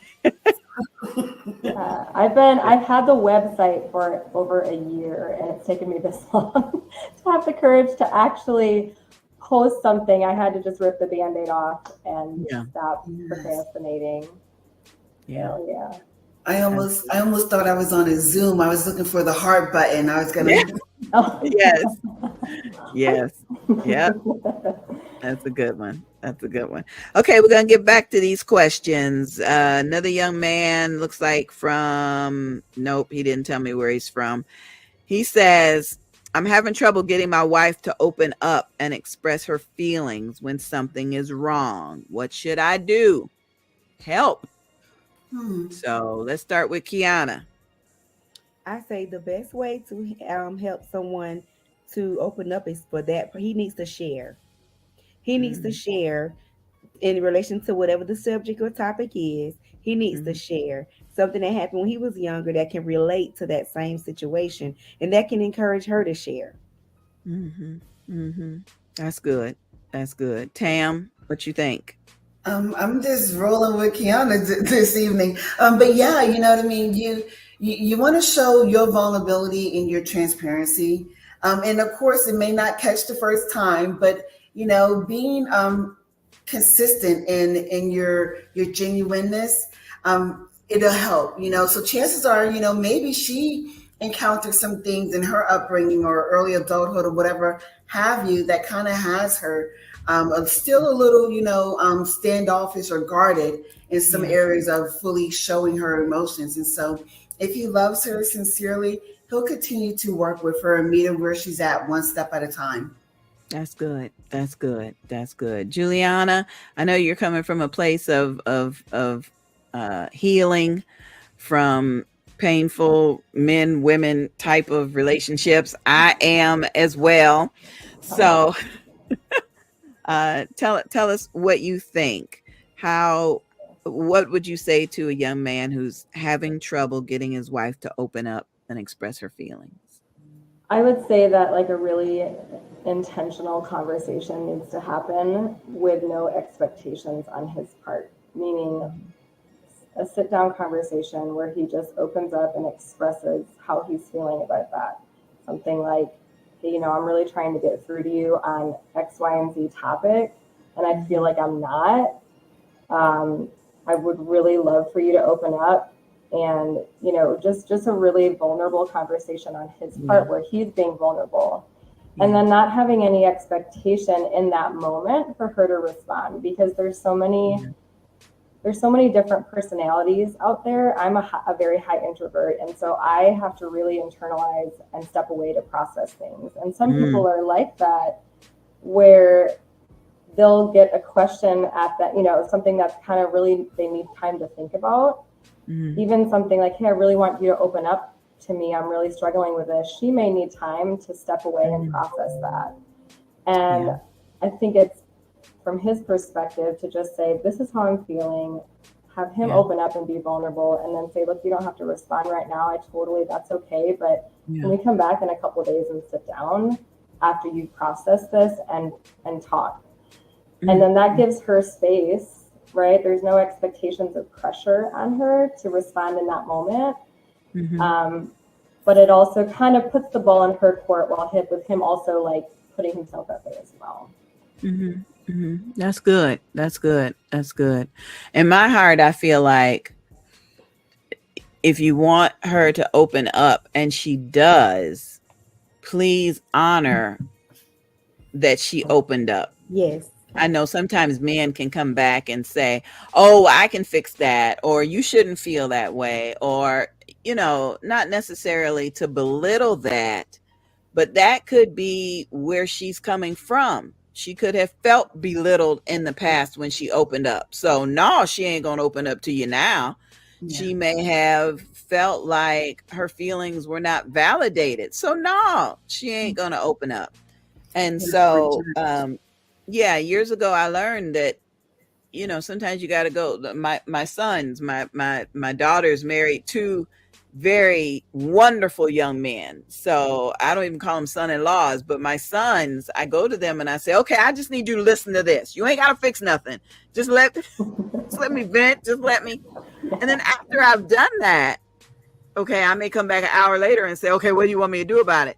But we had to get to that position. Unfortunately, that was not a position that I could get to with the last person I was in a relationship with. It was always, no, you don't need to, you don't, you too sensitive, you too, whatever. Thank you, Kim. So, and I appreciate what Juliana said. Sometimes you can lose yourself in a relationship because we're trying to be a good wife. We're trying to be a good partner. We're trying to be a mom, and then we forget how to be us. So on behalf of the moms in ministry, young man, I want you to know we get it that you're trying, but please let's look at the recommendations that you've received today from the moms and see if you can apply some of that. And just also remember that like Juliana said, some people are introverts. That ain't me. I mean, I'm gonna tell everything, but I understand how difficult it can be for an introvert to really open up. So you've got to know the person that you're with and recognize why God put you in that person's life for such a time as this. Okay, is it really to have them to open up, or really to show them by being what they need in that time, Okay, we got maybe 2 more questions that came in. I'm gonna do my best to try to get them in here, but we're gonna take a quick break. I just don't want you to go anywhere. We're gonna take a quick break. We'll be right back. Universal Words, a small book of inspiration, comfort, and advice, by Victoria Lampos. Audiobook produced by Angie B. Productions and narrated by me, the Queen Bee, Angie B. The power of words. Words, whether spoken, written, typed, or signed, the effects they have on people and the world can change lives in the best or the worst ways. While some words give us light that brightens our souls with the will to live, others can shatter our hearts to thousands of pieces. Using words wisely can make the world a much better place. Our small choices can potentially make dramatic differences. This book's words are meant to offer a glistening spark of faith to your heart and help inspire you to improve yourself. Universal Words, a small book of inspiration, comfort, and advice, by Victoria Lampos.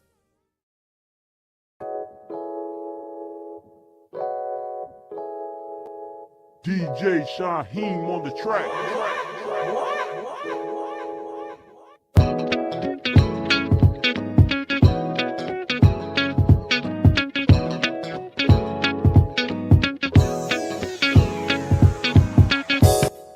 Tim here, coming to you from Favorite. We are gearing up for our 2024 annual fundraiser, 24 Hours of Favorite. We will have a slew of individuals coming to you, telling you their own raw personal experiences about perinatal and postpartum mood disorders. And so once more, we're talking about levels of anxiety, depression, OCD, even some forms of psychosis. Here we are, we're coming to you May 11th through May 12th from 10 a.m. to 10 a.m. Mother's Day is when we'll end. We hope that you would join us. Once more, all the proceeds that we raise from bringing awareness is for our Life Skills program.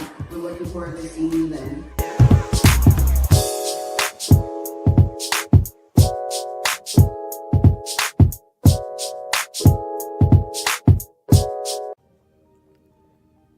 Universal Words, a small book of inspiration, comfort, and advice, by Victoria Lampos. Audiobook produced by Angie B. Productions and narrated by me, the Queen Bee, Angie B. Ma, ma, ma, ma, ma. We parents need to understand that our children may know the pitfalls that we taught them, yet they will sometimes have to drag themselves out of their own pits in order to learn to reach up for God instead of reaching up for us, steering them in the direction of God Almighty. That is the best way to raise an adult child. Why hearing God's voice is essential to motherhood. Written by Evangelist Angie B. and published by Ladero Press. Ma.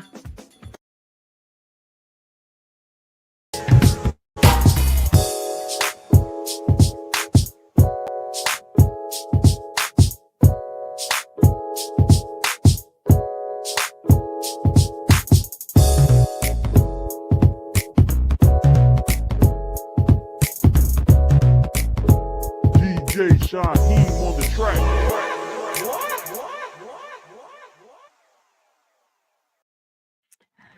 Yep, those are our upcoming events for March, April, and May. And we've got the email address up now. You can send your information to me, AngieB, at gmail.com. That's MEANGIEBEE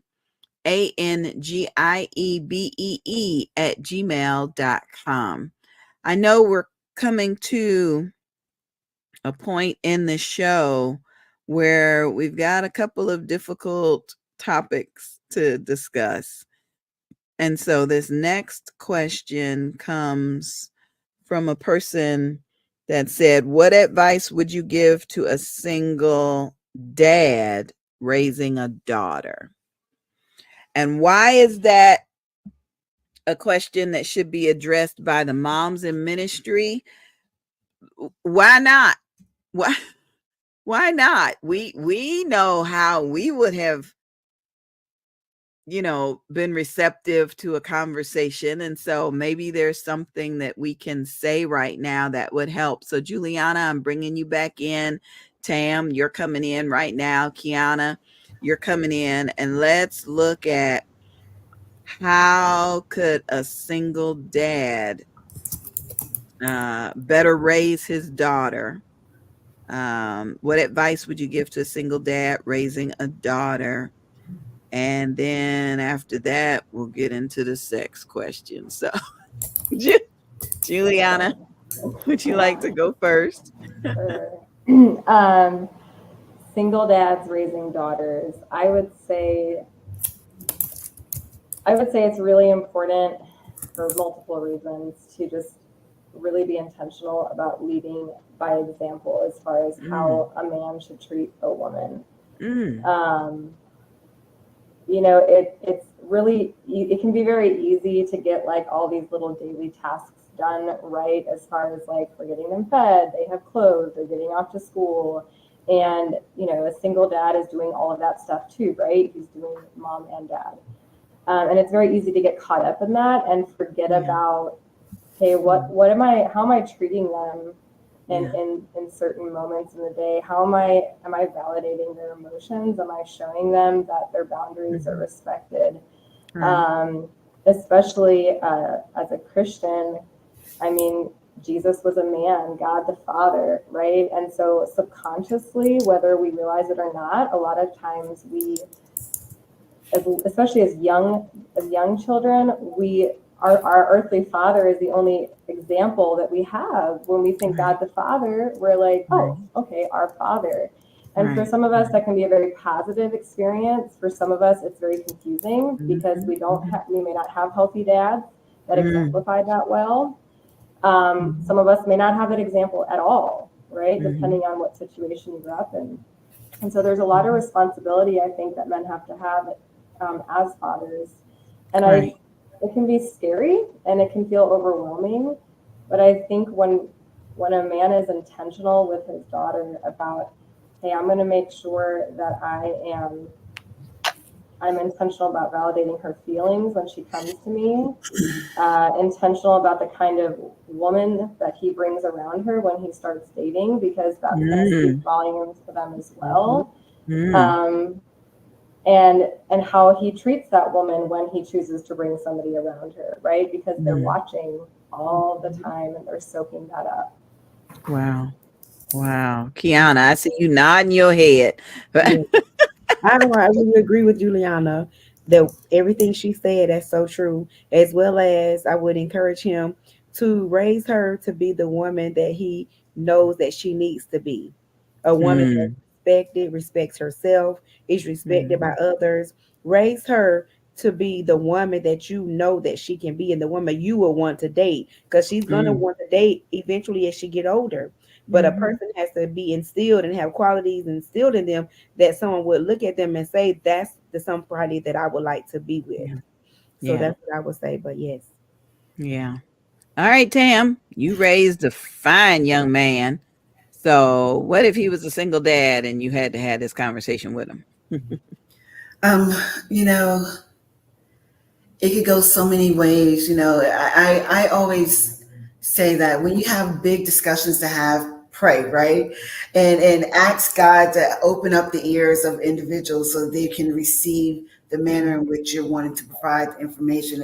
And I Mhm, would say in this instance for the father, if he hasn't already, I would ask that he look maybe in his circle for mhm, women who can possibly have a conversation with his daughter, because a lot of times in these present days and times, individuals want someone they can connect with. So, it may be weird for her to, have this conversation with dad, but she may be able to be more receiving of it from, I don't know, who's in his aunties, family or mother, in his, church. you Yeah. know what I mean? And Yeah. so you want to always be strategic in the ways in which you need to decimate out information so that you can actually meet your agenda. And so that's one strategy. Worst Mhm, case, I would make certain that he has a very pointed conversation and mhm, not be too aggressive and the tone in which he's trying to mhm, convey things with his child, because mhm, you want them to be receptive, you want to be able to land your point, you want them to be open and communicate back to you in some of the things in which they're saying, because it helps to make or break the relationship. Because from what I'm gathering, this mhm, is kind of like a interview, you know what I mean, mhm, a next level, a plateau is taking form here, and he doesn't mhm, want to miss the mark with this with his child. mhm, mhm, mhm. Okay, final question that I have. I think there's maybe one more, but final question really is that question that we sometimes shy away from because we don't want to deal with it. But how are we talking to our children about hormone changes? How are we talking to our girls about, okay, your cycle is going to start. And then when you get older, you're going to have hot flashes, or your bladder is going to leak, or your, or how are we talking to our young men about, okay, you woke up this morning, you didn't pee in the bed. That's called something different. And I know the girls are surrounding you because you got, these muscles and you got all this, but you still need to. How are we talking to our children about our body, about their bodies changing, about sex, and we all know the word, you don't need to be having sex but we all know the truth is that these kids, you know. So, Kiana, how is Alabama talking, talking to And folks? it's weird because growing up, I couldn't even say boy. It Mm-mm. was not anything we talked about. We didn't say, I'm going to have a Mhm. boyfriend. What? You better not say that. Mhm. So Mhm. then it came to Mhm. coming in Florida, and it's a different culture, different environment altogether. And my Mhm. mom, I couldn't even talk to boys on the phone. If a boy called me, Mhm. he had to fix his voice to sound like a girl to ask for me. It was, oh gosh, and it was so unhealthy. So Yes. me growing up, that was unhealthy. Even when I got to be probably in my late teens, my pastor told my mom, "But won't you let her have company with you and your husband there?" My mom was like, "Absolutely not." My mama could not fathom me having a boyfriend, which was in her mindset that's the old school way. Like, no. Mhm. So then when I had children at Mhm. 25, 27, 29, I'm like, oh no, they're gonna grow up, and I don't know anything Mhm. about telling them what to do to date. I dated Mhm. in college because I couldn't date. I had to wait Mhm. till I got out and then start Mhm. talking to people comfortably on my own. So it was like, oh my gosh. And what ended up happening was I have one daughter. She's my middle child. My best friend told me, if you don't talk to her about sex, just get ready to go ahead and be a grandmother.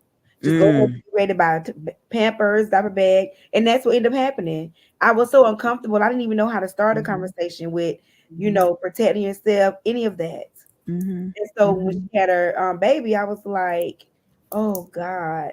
But she's so transparent with me. She asked me questions that I'm like, girl, let's talk later. Wait a minute. I got you. This generation is so forward. And she's like, Mom, she's just like asking me out, well, what happened when you had sex? Absolutely not. We're not, no, absolutely not. We're not doing that. And she's 19, she'll be 20. In a few weeks, she'll be 20, March 29th. And I'm still not ready to talk about my life with her. Absolutely not. Wow. But I'm comfortable to listen to her, and I'm comfortable to share things with her. Not specifically all the way about me, but I'm more comfortable now to talk to her than I was. My boys are different. My youngest son, he was in a relationship. I can't believe it.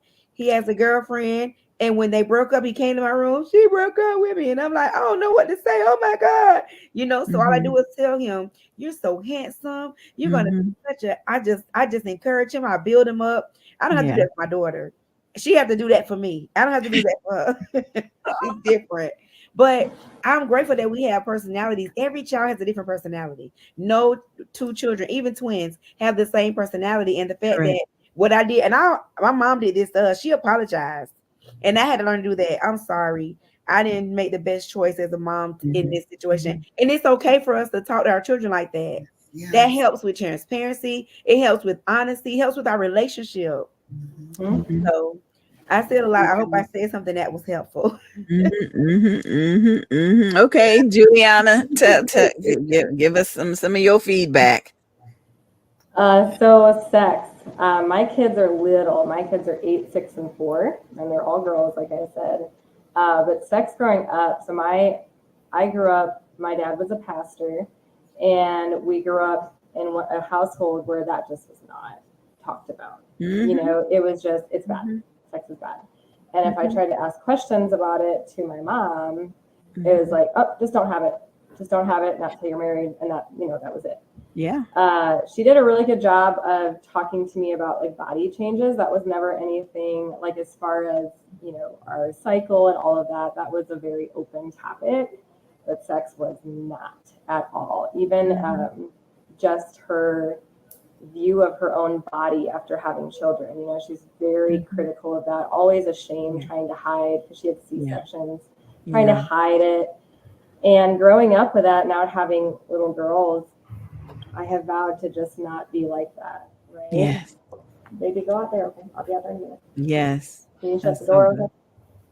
And so I do my best. I say my best because I'm not perfect at this, but I do my best to just be very honest with my kids at an age appropriate level, right?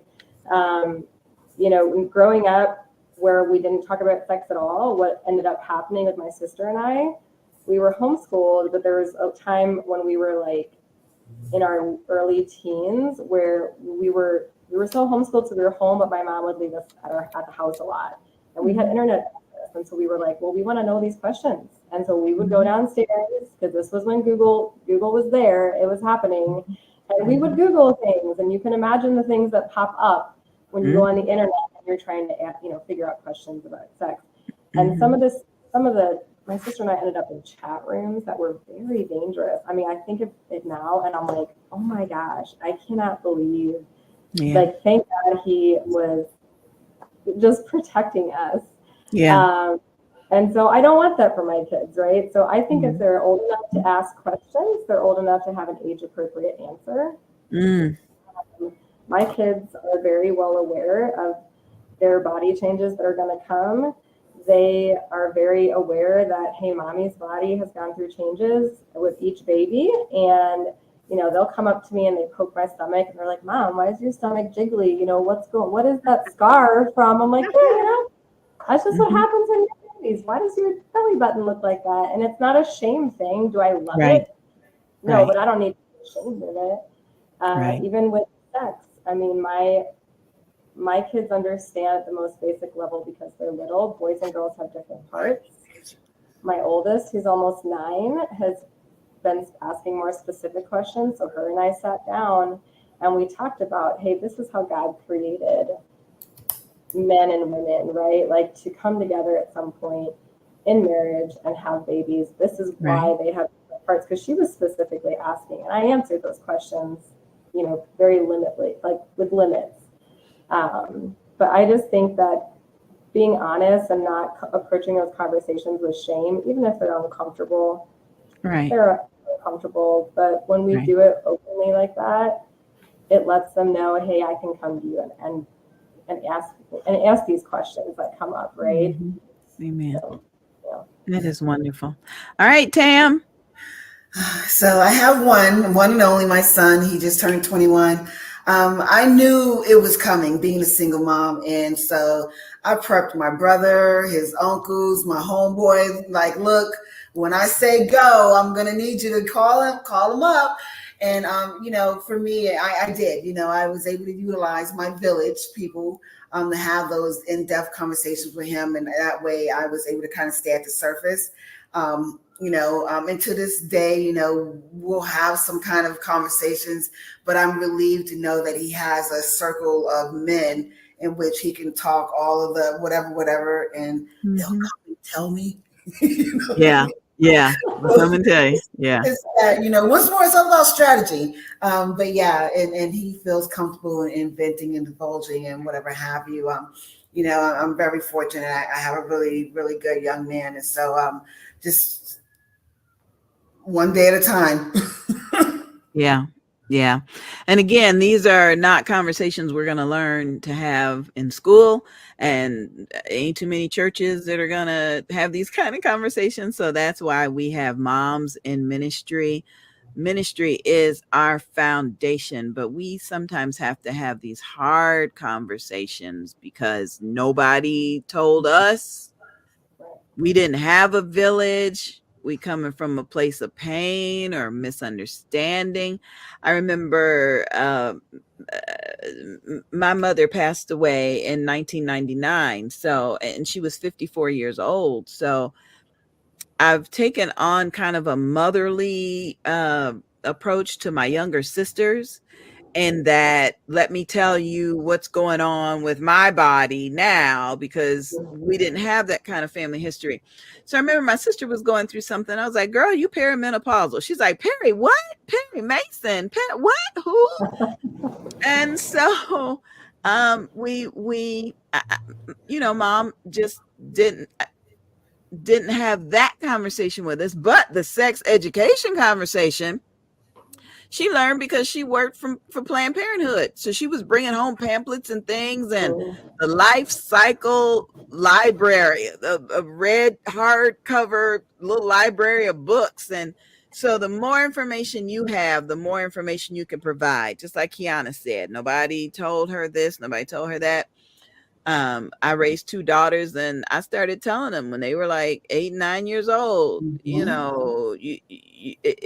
get some lube. The first time it's gonna hurt. The second, third, fourth time, it's just not even worth it to start before you're in love and married and you can work together.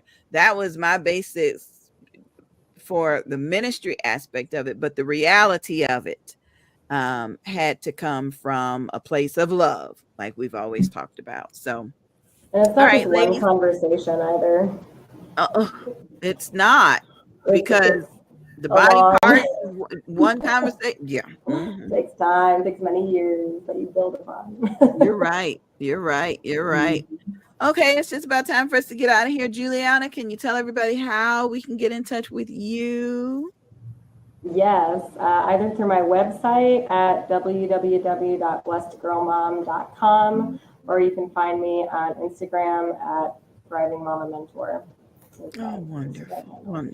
Wonderful. And Tam, I know we're going to be with you for 24 hours, May 11th, Mother's Day weekend, May 11th and 12th. So tell us how we can get in touch with you now if somebody wants to advertise during the broadcast or they want to be a special guest. Absolutely. So you can reach me at Tam, TAM, at mmfavored.org. And that's M like in Mary, M like in Mary, the word favor with E and a D at the end.org. That's perfect. Perfect. And Kiana, I know that after I grab some dinner, I'm going to be looking at this this information that you sent me.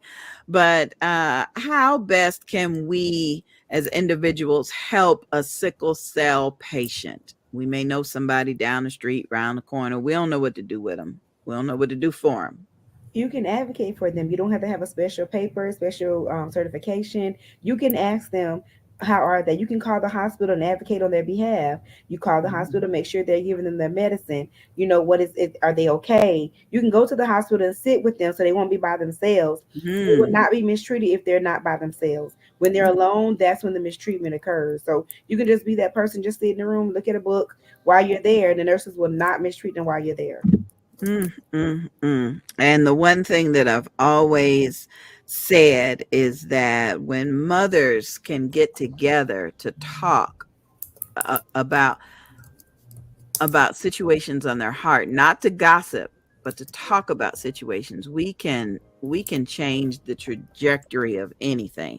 And with this being Women's History Month, I definitely can see that. So I'm going to put you ladies backstage so we can get ready to get out of here. I want to thank each of my guests today. I'm going to give them some time after the show ends to come back in and they can meet and greet each other. But I encourage you to like the show. Please follow the page on Facebook, Moms in Ministry. Talk to a mother that you know and ask them if they're having any challenges or difficulties with anything. It could be something that you think is simple, but it could be really a mountain for them. So please stay in touch with other mothers, other parents, other people. And if it is the Lord's will, we'll be back. We'll be back for another episode of Moms in Ministry. Thanks, everybody. We do appreciate you for being here. Thank you so much. And be blessed.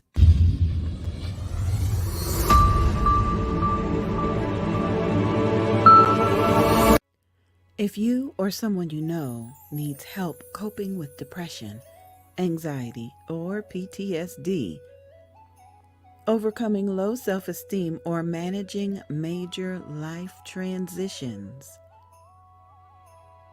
we invite you to schedule a free consultation call for telehealth clients. Shekinah Downs, licensed clinical social worker, is now accepting new telehealth clients. In the office, too. Schedule a free consultation by calling 386-385-4483.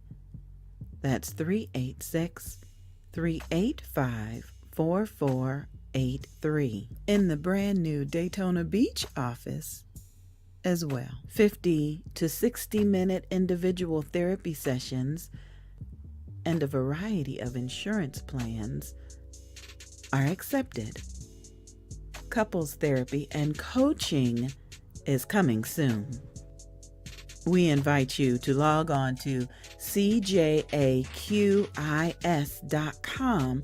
Schedule a free consultation by calling 386-385-4483. That's 386-385-4483.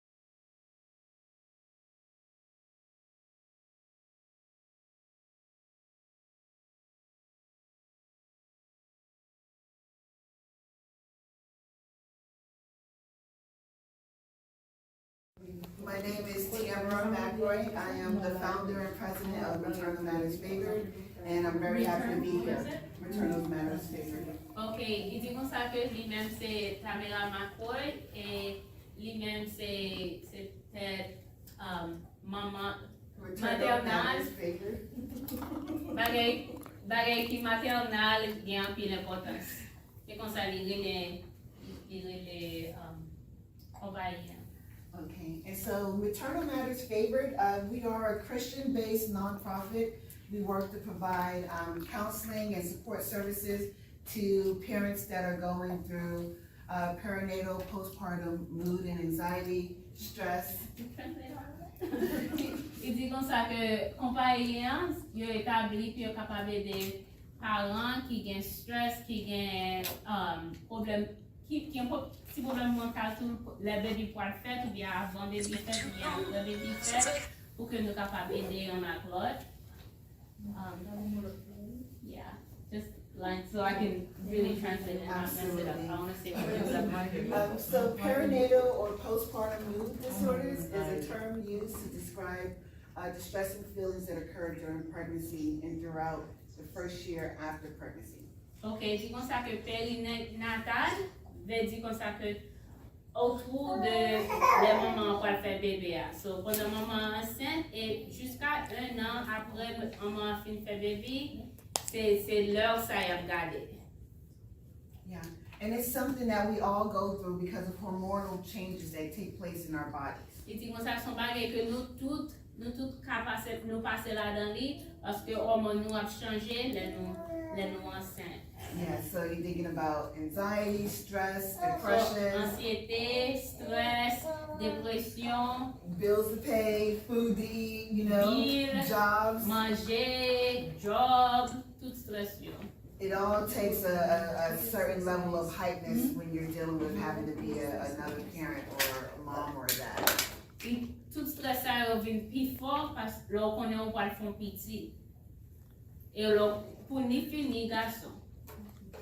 So our areas of focus, our philosophy is pretty much around emotional support, instrumental support, and information support. So you base support sur émotion, sur bagage instrumental pour l'argent, temps, bah que nous avons besoin, information, éducation que nous avons besoin. Some statistics, just to kind of let you know that we're not alone in this by ourselves. Ok, dit comme ça qu'il va garder quelques numéros ensemble avec nous pour nous connaître que c'est pas nous seuls qui avons expérimenté ça. At least 60% of women with perinatal depression have experienced a mental health condition in the past. Il dit comme ça que 60% de monde qui n'entend que yo fait bébé ou yo pas faire bébé, yo a un problème dépression, les yo a un problème dépression dans ça. Approximately 1 in 10 women will experience postpartum depression after giving birth, with some studies reporting 1 to 7 women. So dit y'en a 10 filles, les yo fait fin faire bébé ou bien dépression, les yo fait fin faire bébé et bien études qui disent y'en a 7 filles qui fait bébé qui ont problème de dépression ça. And it is estimated that 50% of mothers with postpartum depression are not even diagnosed by their healthcare provider. Il dit comme ça que 50% de monde qui ont dépression, les ont pas fait bébé, les ont fait bébé, docteur pas même connaît ça.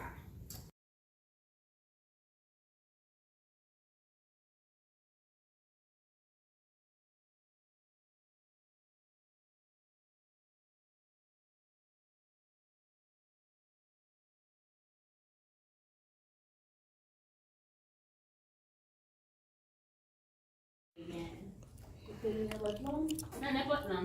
Là, c'est pour la pied. They keep this, right? Yes. Yeah. Il va mon papier. C'est comme ça que, yeah, c'est un bail personnel pour nous capables de dialoguer ensemble.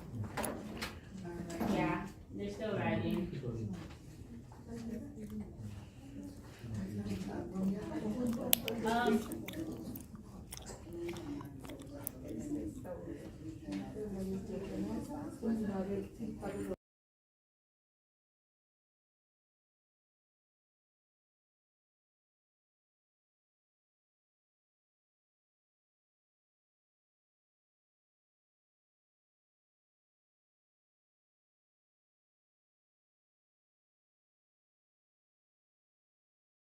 It's almost like she's like, if you start crying, is that negative?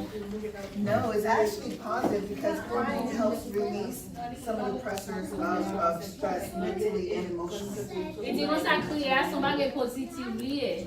Paske yi ede retire stres la nan kor la, yi ede ou proses emosyon yo ap soti nan kor. And that's a good question, and I say that because we're made to express our emotions. I di kon sa nou fet pou express emosyon nou. Se pou mette emosyon deyo, men nou baka kwa bon moun, pou à cause des emotions. When we hold our emotions in, it affects our body, and so sometimes people get ulcers. Sometimes it turns into cancer. Il dit en plus fois, le monde pas mettre émotion dehors, il fait corps d'une malade. C'est ça, mon qu'on gagne cancer qui vient développer à cause de ça, il y a mon qui gagne ulcère à cause de ça parce que il pas mettre émotion dehors. So cry, let it all out. Il dit comme ça, mettez pas là dehors. Let it all out. Let it all out. So now let's talk about what are some positive and healthy ways people may respond to stress. Ok, c'est comme ça que qui façon nous répondre à stress non pas façon positive. Première, dit comme ça que chercher plus d'informations sur la situation. Vous comprenez? Positivement, rechercher plus d'informations. Parler de situation avec un ami ou bien un monde que vous avez confiance dans lui. Pas n'importe où, non? Vous avez confiance dans lui. Font bagay qui aide relax. Par exemple, vous avez bien, vous avez fait un petit marché. Ou bien vous avez écrit tout. Vous avez écrit de qu'ils ont senti. Même si vous ne parlez pas avec vous, vous avez écrit. Écrit, ou tiré dans la tête, ou mettez sur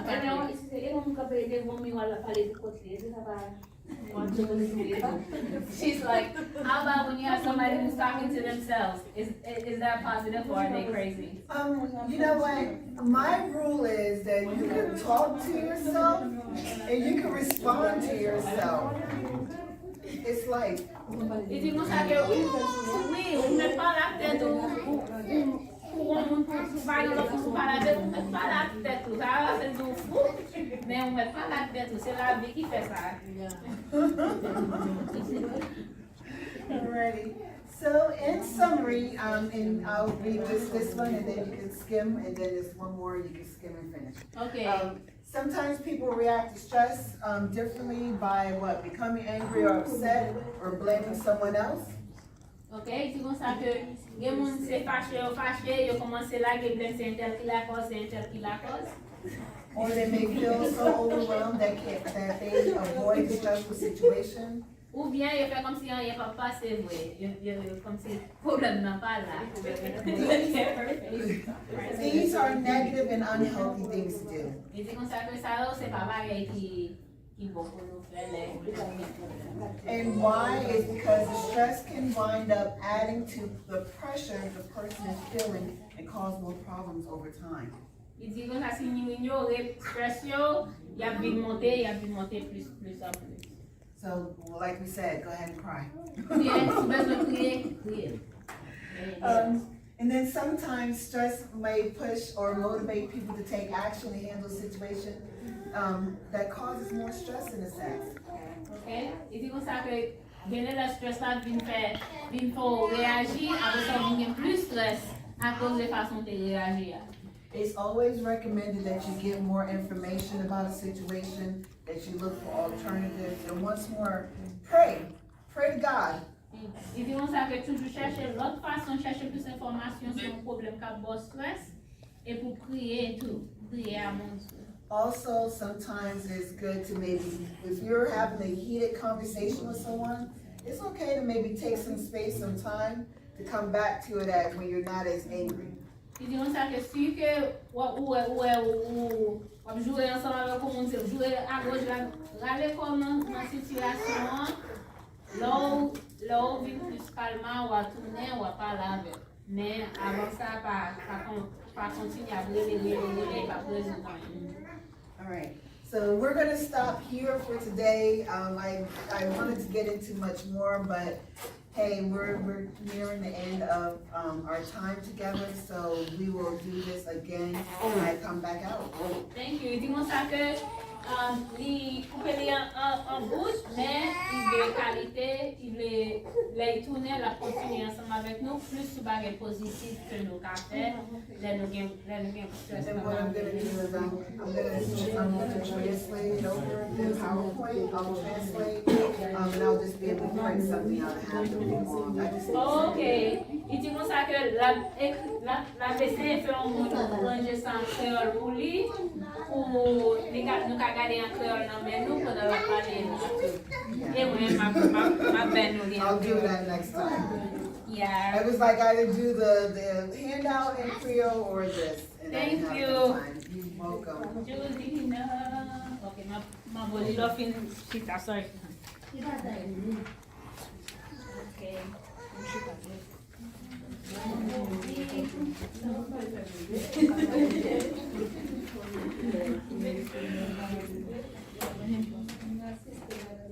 Ok, ma ajoute sur WhatsApp là pour capable ma bon papier en anglais pour nous écrire mais ma montre. So they're filling out orders. The church, they fill out orders up to 7 days as they want, 6 to 17 as they want, and then next week the church tries to satisfy that. So like it's like diapers, wife, clothes, whatever they need for baby. So sad. You en créole, mais écrit en anglais pour eux parce que c'est moi qui parle anglais qui peut parler comme anglais pour nous. Est-ce qu'on pense à faire inscription? Oh, en septembre? That's une bonne question, oui. Par contre, c'est en octobre. Yeah. Mathieu, non? Une question l'année prochaine, d'accord? Hein? En octobre, il était dit. Donnez-moi pour le nom, madame. Bonsoir. We're going to go to the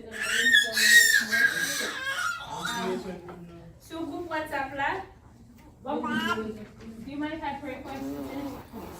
Okay. Ma prière pour nous finir. Seigneur, merci pour Jodia, merci pour chaque homme qui est là, merci pour chaque bébé, pour chaque maman, pour chaque papa. Nous apprenons pour capable aider nous et rencontrer avec nous. Côté nous car qu'il y a un stress pour nous bailler tout problème et mettez-nous dans la vie nous pour aider nous au nom de Jésus. Amen. Thank you so much. So And then everyone can.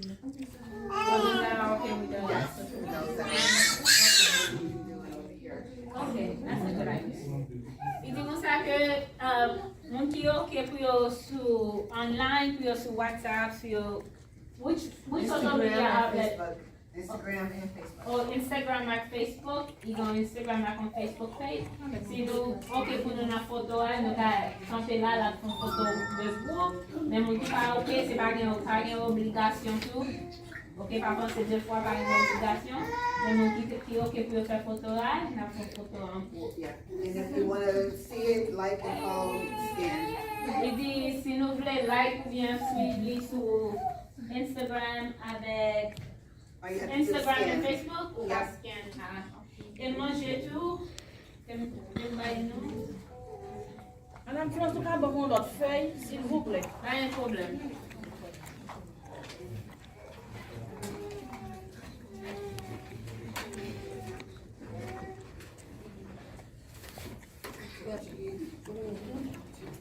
Envie.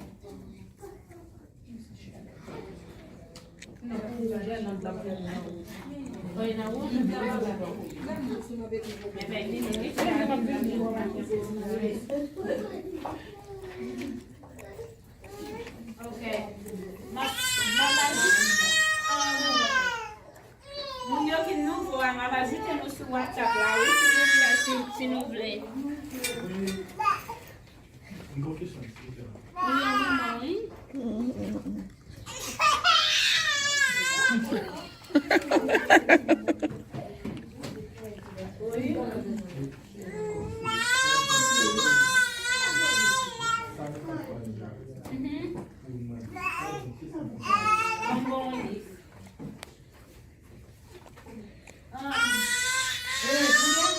Liste plastique pour moi, s'il vous plaît.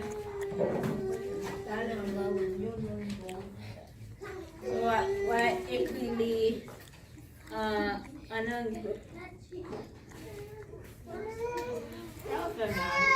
Ça, c'est en anglais, il est net. C'est moi, c'est une cadre. Nous, on le sait en créole et anglais. C'est moi, c'est moi.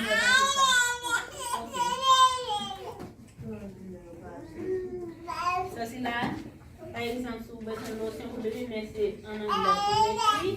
Donc, il va pas besoin pour baby. Vous comprenez? Et si mon si 6 semaines avant date, vous avez accouché, il a commencé à commander pour elle. Vous comprenez?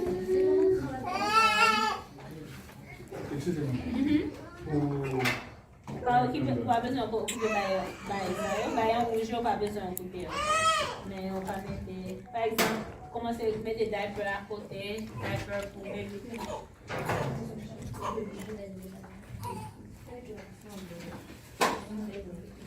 So, là, il y a 8 mois comme ça, 6 semaines avant d'accoucher, commencer comme ça, mais avant ça, c'est 6.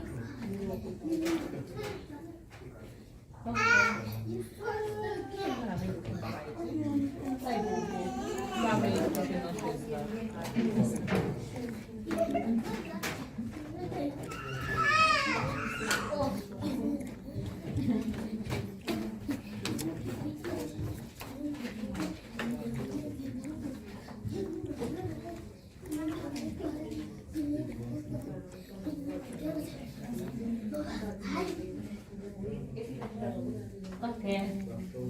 Si nous voulons sur WhatsApp, là, nous allons ajouter cette machine avec QR code. Ok.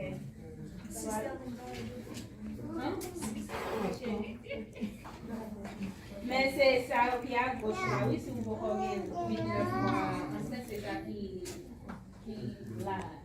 Là, c'est le moment où on va la coucher.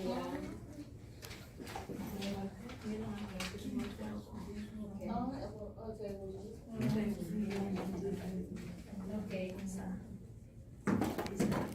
Vous mettez ton livre.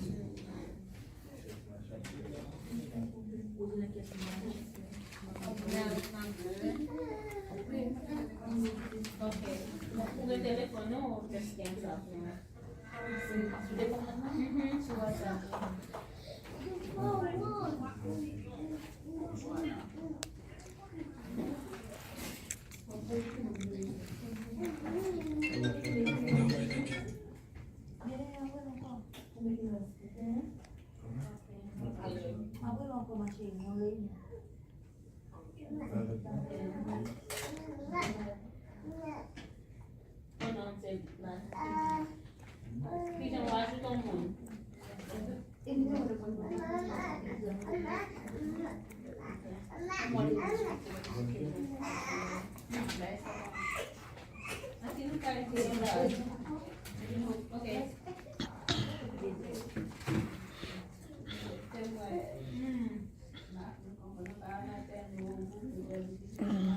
Where was it?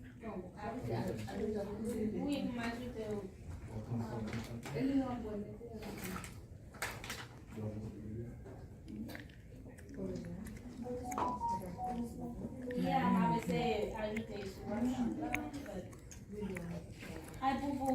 Oh.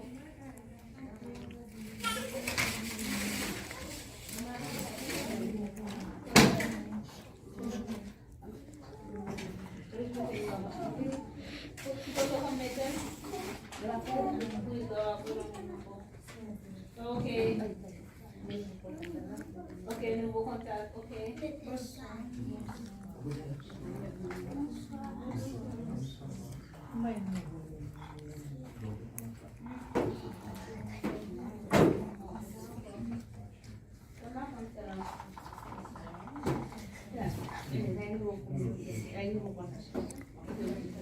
nouveau groupe. Est-ce que...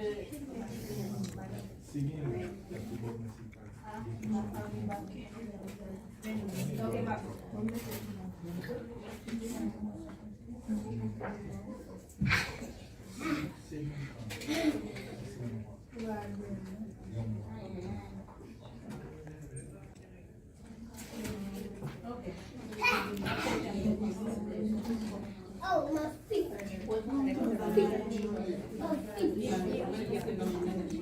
Yeah, mais c'est pas moi-même, c'est eux. Yeah, mais c'est pas protéger. Ok.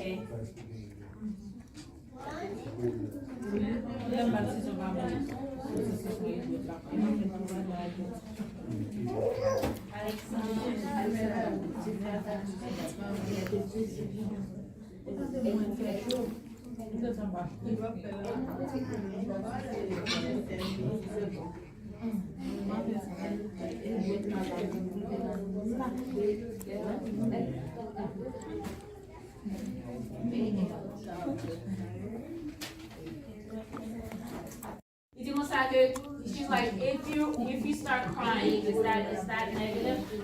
No, it's actually positive because crying helps release some of the pressures of stress mentally and emotionally. Et dis-moi ça crier son bagage positif lié parce que il est de retirer stress là encore là, il est de process émotion yo absorti dans corps. And that's a good question, and I say that because we're made to express our emotions. Il dit comme ça, nous faisons pour exprimer émotion nous. C'est pour mettre l'émotion dehors, mais nous pas bon monde, you know, à cause des émotions. When we hold our emotions in, it affects our body, and so sometimes people get ulcers. You know, sometimes it turns into cancer. You know.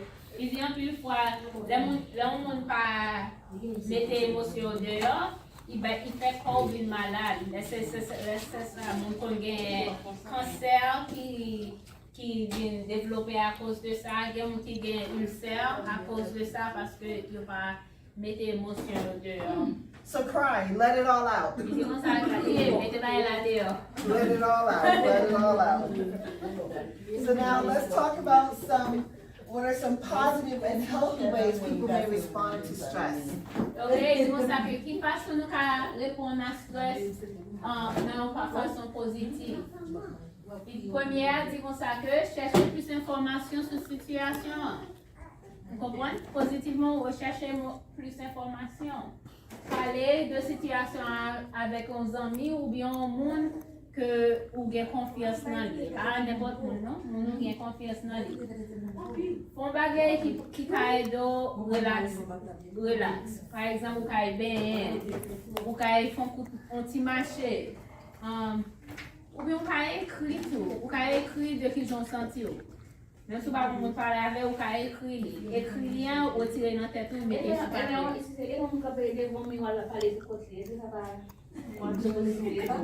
She's like, how about when you have somebody who's talking to themselves? Is that positive or are they crazy? You know what? My rule is that you can talk to yourself and you can respond to yourself. It's like. Et tu penses que oui, on met pas la tête pour parler pour parler, on met pas la tête tout. Ça va faire du fou, mais on met pas la tête tout. C'est la vie qui fait ça. Alrighty.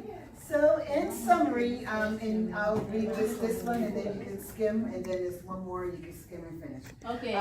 Sometimes people react to stress differently by what? Becoming angry or upset or blaming someone else.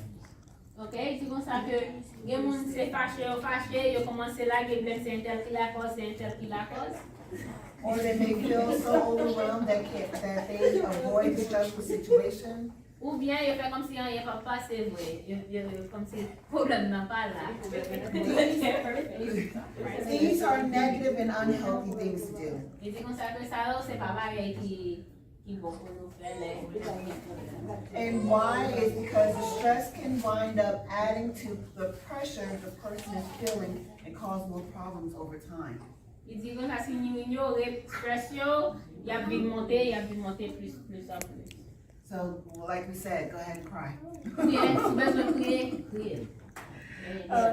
And then sometimes stress may push or motivate people to take action to handle a situation that causes more stress in a sense. Ok? Il dit comme ça que le stress là vient pour réagir, après ça vient plus stress à cause de la façon de réagir. It's always recommended that you get more information about a situation, that you look for alternatives, and once more, pray to God. Il dit comme ça que toujours chercher l'autre façon, chercher plus d'informations sur un problème qui a stress et pour prier tout, prier à mon Dieu. Also, sometimes it's good to maybe, if you're having a heated conversation with someone, it's okay to maybe take some space, some time to come back to it when you're not as angry. Il dit comme ça que si que ou jouer ensemble avec comment dire, jouer à gauche, râler comme dans situation, là où vient plus calmement ou à tourner ou à parler avec. Mais avant ça, pas continuer à brûler, pas résoudre. All right, so we're going to stop here for today. I wanted to get into much more, but hey, we're nearing the end of our time together, so we will do this again when I come back out. Thank you. Dis-moi ça que il coupe en bout, mais il est qualité, il est tourné, la continuer ensemble avec nous, plus sur bagage positif que nous avons fait, là nous avons stress. And what I'm going to do is I'm going to translate it over in PowerPoint. I'll translate, and I'll just be able to print something out and have it long. Ok. Il dit comme ça que la BC fait un mot de plonger sans créole pour lui, pour nous garder en créole dans nous pour la parler. Et moi, I'll do that next time. Yeah. It was like either do the handout in Creole or this. And Thank I you. didn't have the time. You're welcome. Julina. Okay, my body laughing. Sorry. Okay.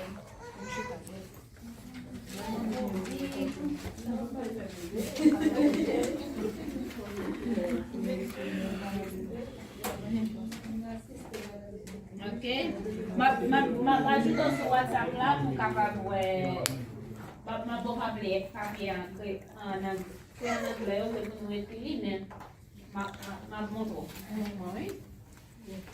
So they're filling out orders. The church, they fill out orders up to 7 days that they want, 6 to 17 as they want, and then next week the church tries to satisfy that. So like things like diapers, wife, clothes, whatever they need for a baby. So sad. Yo en créole, mais écrit en anglais pour eux parce que c'est un mot qui parle anglais qui prépare comment dire pour nous. Est-ce qu'on pense à tout faire inscription? Oh, en septembre? C'est une bonne question, oui. La première, c'est en octobre. Yeah. Monsieur, non? Une question semaine prochaine, t'as pour répondre? Hein? En octobre, il était dit. Et le mot pour nous, madame. Bonsoir. We're going to go to the sur groupe WhatsApp là. Do you mind if I pray for you? Okay. Ma prière pour nous finir. Seigneur, merci pour aujourd'hui, merci pour chaque monde qui est là, merci pour chaque bébé, pour chaque maman, pour chaque papa. Nous sommes capables d'aider nous et rencontrer avec nous. Côté nous car un stress pour nous bailler tout problème et mettez-nous dans la vie nous pour aider nous au nom de Jésus. Amen. Thank you so much. So we can do a photo and then everyone can okay with that. Okay, that's a good idea. Il dit comme ça que mon qui ok pour sur online, pour sur WhatsApp, sur which social media outlet? Instagram and Facebook. Ou Instagram ak Facebook, yon Instagram ak an Facebook page. Si nou, ok pou nou nan foto a, nou ka kampe la pou foto de group, men moun ki pa ok, se pa gen obligasyon tou. Ok, pa panse de fwa pa gen obligasyon, men moun ki ok pou yo fè foto a, nan fè foto an group. Yeah. And if you want to see it, like and follow, scan. E di, si nou vle like ou bien suiv li sou Instagram avek Instagram and Facebook ou Yeah. scan ha. E manje tou, kem bay nou. Madame Florence, tu ka bon mon lot feuille, s'il vous plaît. Pas un problème.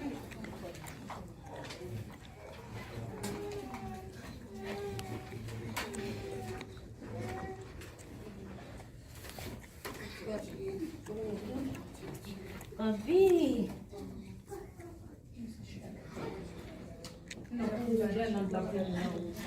Foi na última.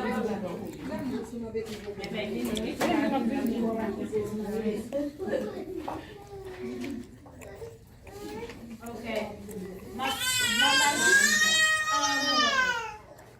Moun yo ki nou vwa, ma vazite nou sou WhatsApp la, oui, si nou vle. Moun yo maman, oui?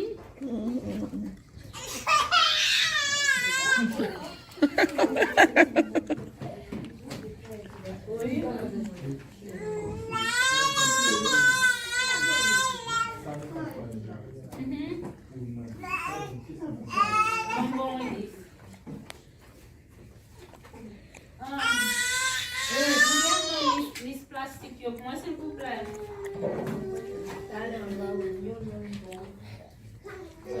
Wè ekri li an anglais. Sa san anglais ye net. Ke mwen si mpa jwenye. Nou mwen lisi an kreole anglais. Ke mwen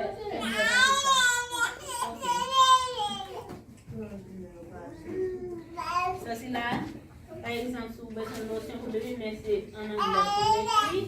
Donc, il y aura pas besoin pour bien baby, vous comprenez? Et si vous avez aussi 6 semaines avant date, vous avez accouché, il a commencé à commander par vous comprenez?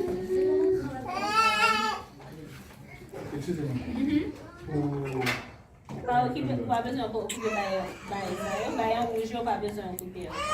Mais on va mettre, par exemple, commencer à mettre des diapers à côté, diapers pour bébé.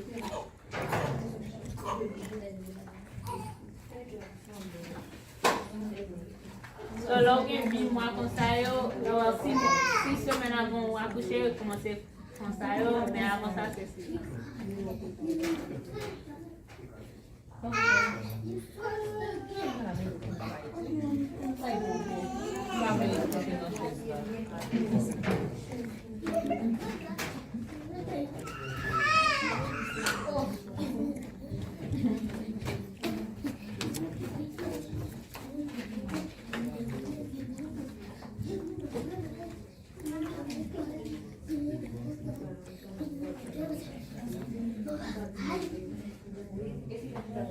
Ok.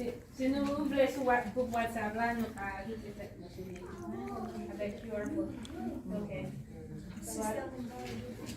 Hein? Mais c'est ça qui est à gauche là, oui, si vous voyez 8-9 mois, enceinte, c'est ça qui là. Là, c'est le moment où on a accouché.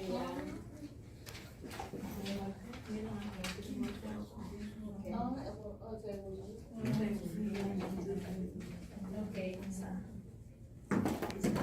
Donc, vous mettez en ligne.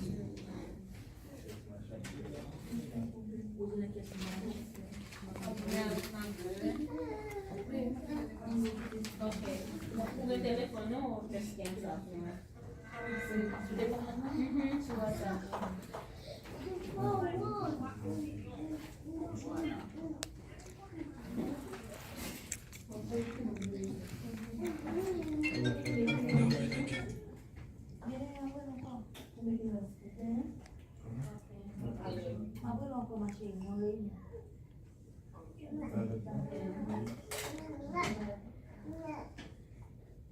Okay.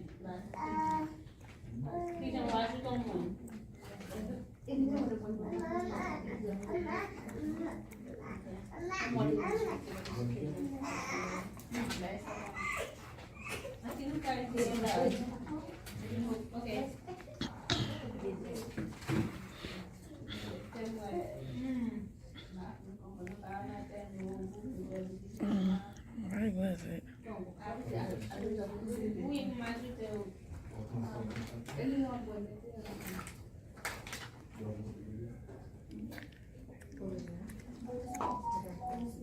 Yeah, I would say ajouter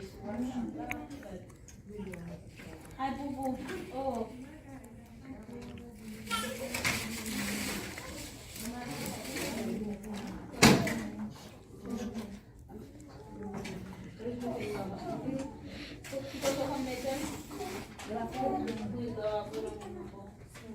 Okay.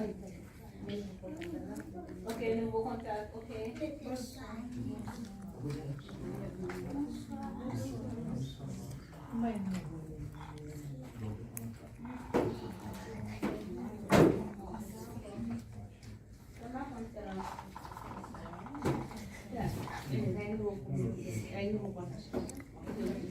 Nouveau groupe. Est-ce que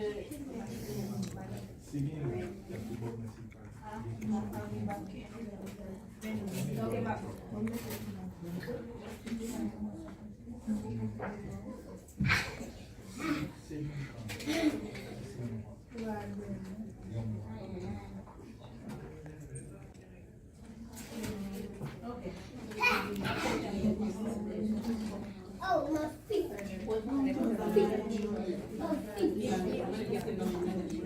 Yeah, mais c'est pas moi-même, c'est yeah, mais c'est pas protéger. Okay.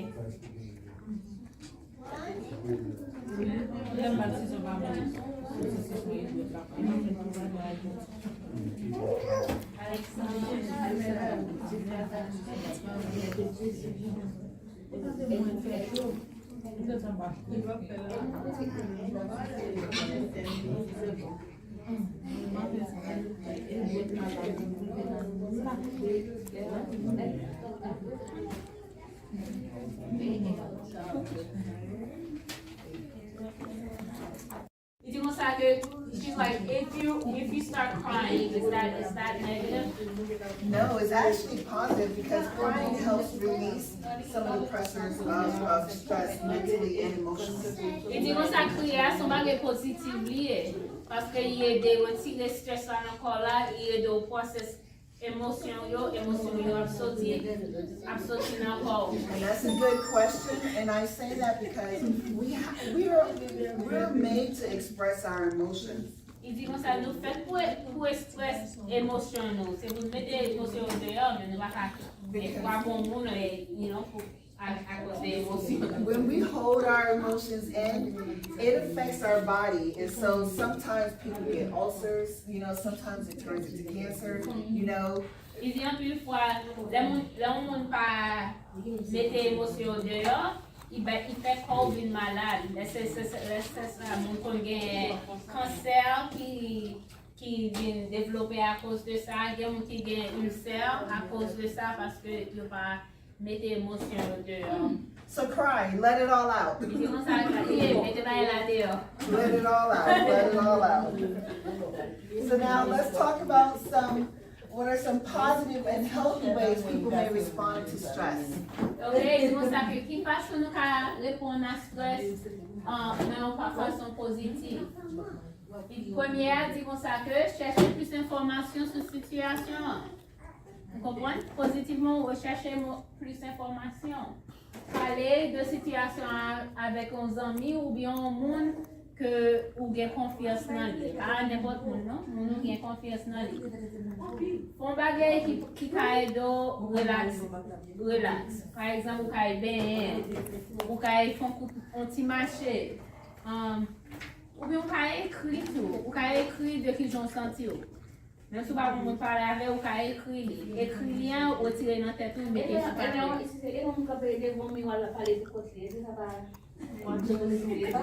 She's like, how about when you have somebody who's talking to themselves? Is that positive or are they crazy? You know what? My rule is that you can talk to yourself and you can respond to yourself. It's like. Et tu penses que oui, on met pas la tête pour un monde pour parler pour parler avec, on met pas la tête tout. Ça c'est du fou, mais on met pas la tête tout. C'est la vie qui fait ça. Alrighty. So in summary, and I'll read just this one and then you can skim and then there's one more you can skim and finish. Okay. Sometimes people react to stress differently by what? Becoming angry or upset or blaming someone else. Ok, c'est comme ça que les gens se fâché, ils commencent là, ils blâment c'est un tel qui la cause, c'est un tel qui la cause. Or they may feel so overwhelmed that they avoid the stressful situation. Ou bien ils font comme si rien pas passé, comme si le problème n'a pas là. These are negative and unhealthy things to do. Et c'est comme ça que ça, c'est pas pareil qui bon pour nous faire. And why is because the stress can wind up adding to the pressure the person is feeling and cause more problems over time. Il dit que ça si nous ignorer stress yo, il y a vite monter plus en plus. So, like we said, go ahead and cry. And then sometimes stress may push or motivate people to take action and handle a situation that causes more stress in a sense. Okay? Il dit comme ça que bien le stress là vient pour réagir, après ça vient plus stress à cause de façon de réagir. It's always recommended that you get more information about a situation, that you look for alternatives, and once more, pray to God. Il dit comme ça que toujours chercher l'autre façon, chercher plus d'informations sur un problème qui a beau stress, et pour prier tout, prier à mon Dieu. Also, sometimes it's good to maybe, if you're having a heated conversation with someone, it's okay to maybe take some space, some time to come back to it when you're not as angry. Il dit comme ça que si que ou jouer ensemble avec comment dire jouer à gauche là l'école dans situation là vient plus calme ou à tourner ou à parler avec mais avant ça pas continuer à brûler pas résoudre. All right. So we're going to stop here for today. I wanted to get into much more, but hey, we're nearing the end of our time together, so we will do this again when I come back out. Thank you. Dis-moi ça que il couper en bouche, mais il veut qualité, il veut tourner, la continuer ensemble avec nous, plus sur bagage positif que nous avons fait, là nous avons stress. And what I'm going to do is I'm going to translate it over the PowerPoint. I'll translate, and I'll just be able to print something out and have them long. Okay. Il dit comme ça que la PC fait un mot ranger sans créole pour lui, pour nous garder en créole dans nous pour nous parler. Et moi, ma peine. I'll do that next time. Yeah. It was like either do the handout in Creole or this. And Thank you. You're welcome. Julie, no. Okay, my body laughing. Sorry. Okay.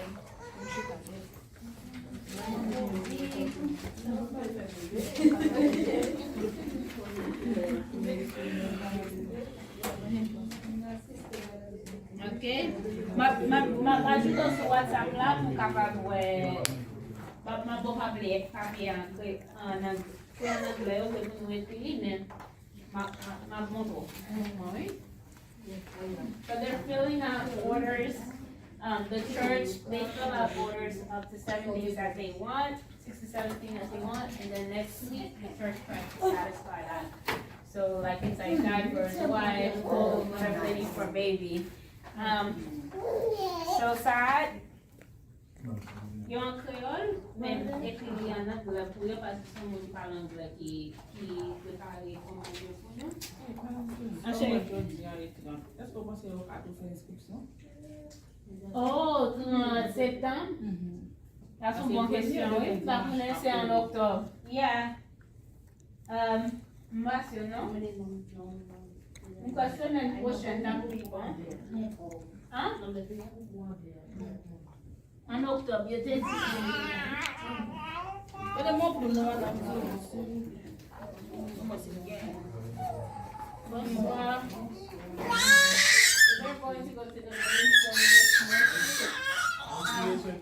Sur le groupe WhatsApp là, do you mind if I pray for you? Okay. Prière pour nous finir. Seigneur, merci pour aujourd'hui, merci pour chaque monde qui est là, merci pour chaque bébé, pour chaque maman, pour chaque papa.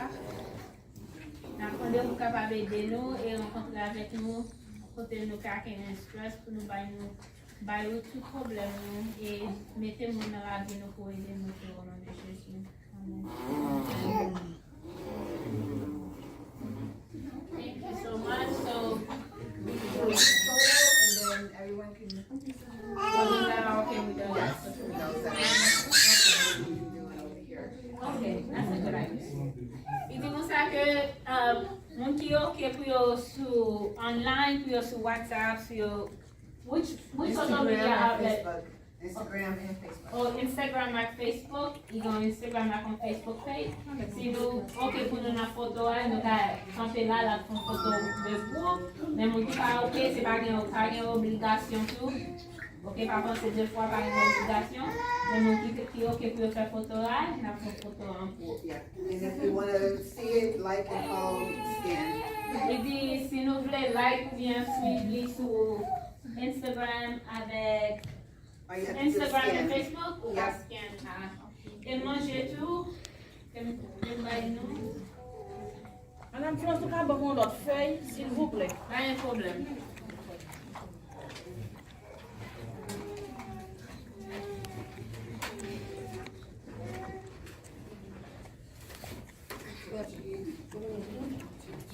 Envie.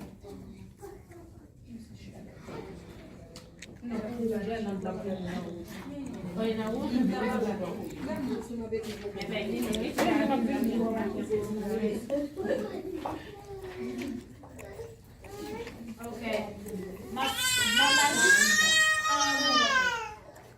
Mon yo qui nous voit, m'a ajouté nous sur WhatsApp là, oui, si nous voulez. Une question, s'il vous plaît. Oui.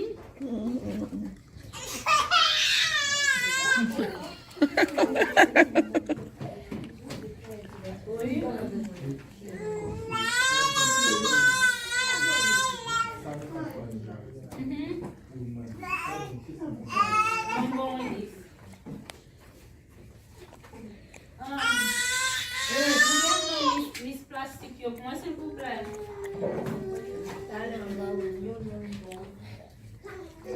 Ouais, écrit en anglais. Ça, c'est en anglais, il est net. Et moi, c'est pas rien. Nous, on est ici en créole et anglais. Et moi,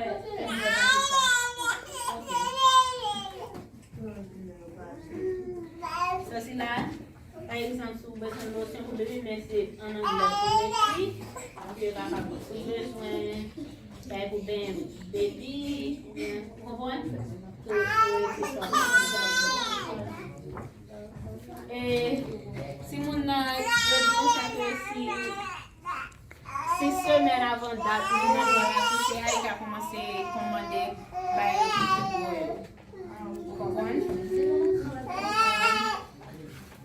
Excusez-moi. Pas besoin de couper un rouge, pas besoin de couper. Mais on va mettre, par exemple, commencer à mettre des diapers à côté, diapers pour bébé.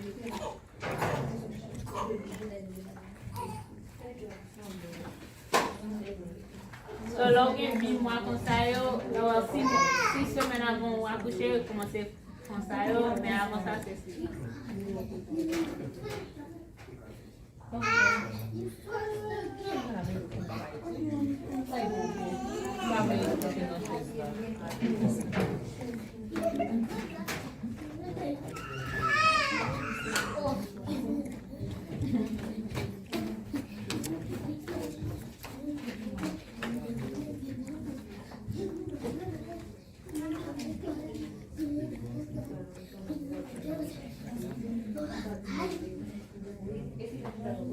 Ok.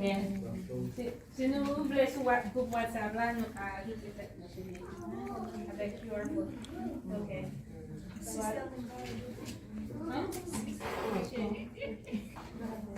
Mais c'est ça qui est à gauche là, oui, si vous voyez 8, 9 mois, en fait, c'est ça qui là. Là, c'est un moment où la couche, voilà, couche.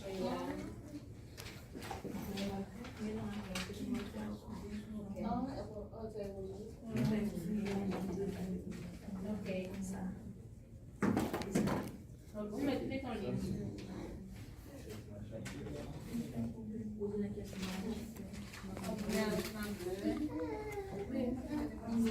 Ok. Pour le téléphone, on peut scanner ça. Sur WhatsApp.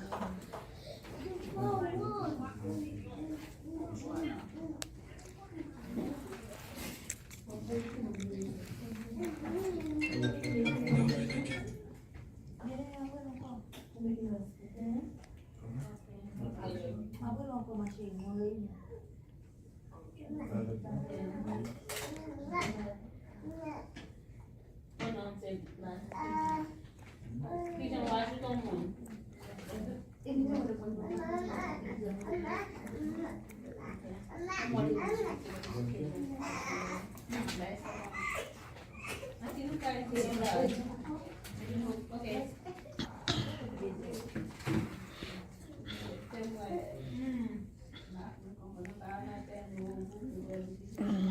Where was it?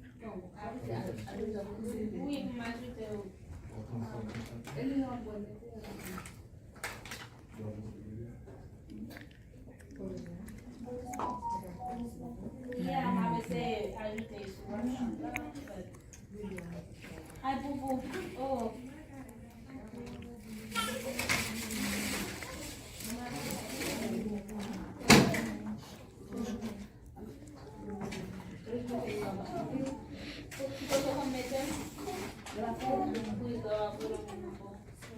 Ok.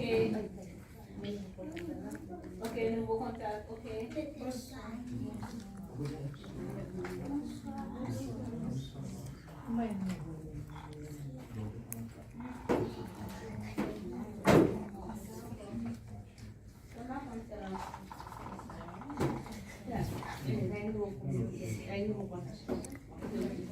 Nouveau groupe.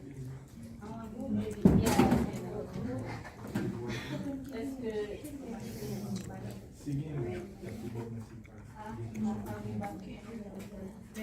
Ok, bah.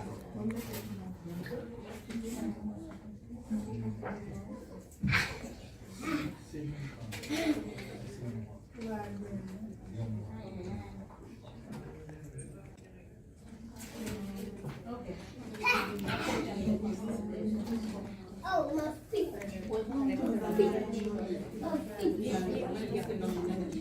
Yeah, mais c'est pas moi-même, c'est un yeah, mais c'est pas protéger. Ok.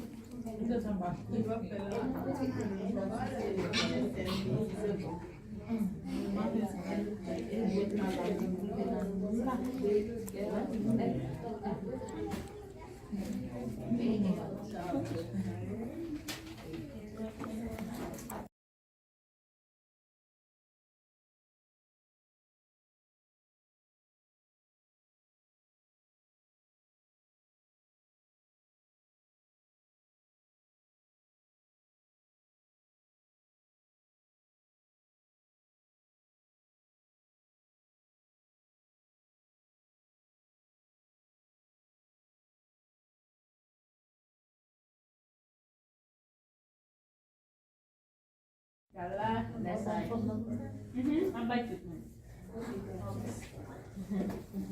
Yeah, that's good. Okay. They're going in on this one, so that is just one. I love that because it's a good process. And people, especially with you can't process. And, you know, for me, I want them to finish it at home. You know, it's like running in the dirt. Il dit comme ça que nous faisons cette situation, mais là nous la caille nous faire l'autre situation, tu nous regarder. OK, qui je pourrais répondre à cette situation en positif et qui je répondre en genre négatif. Peut-être nous avons commencé à choisir positif au lieu de négatif. Ready? OK, est-ce que nous parler? All right. So let's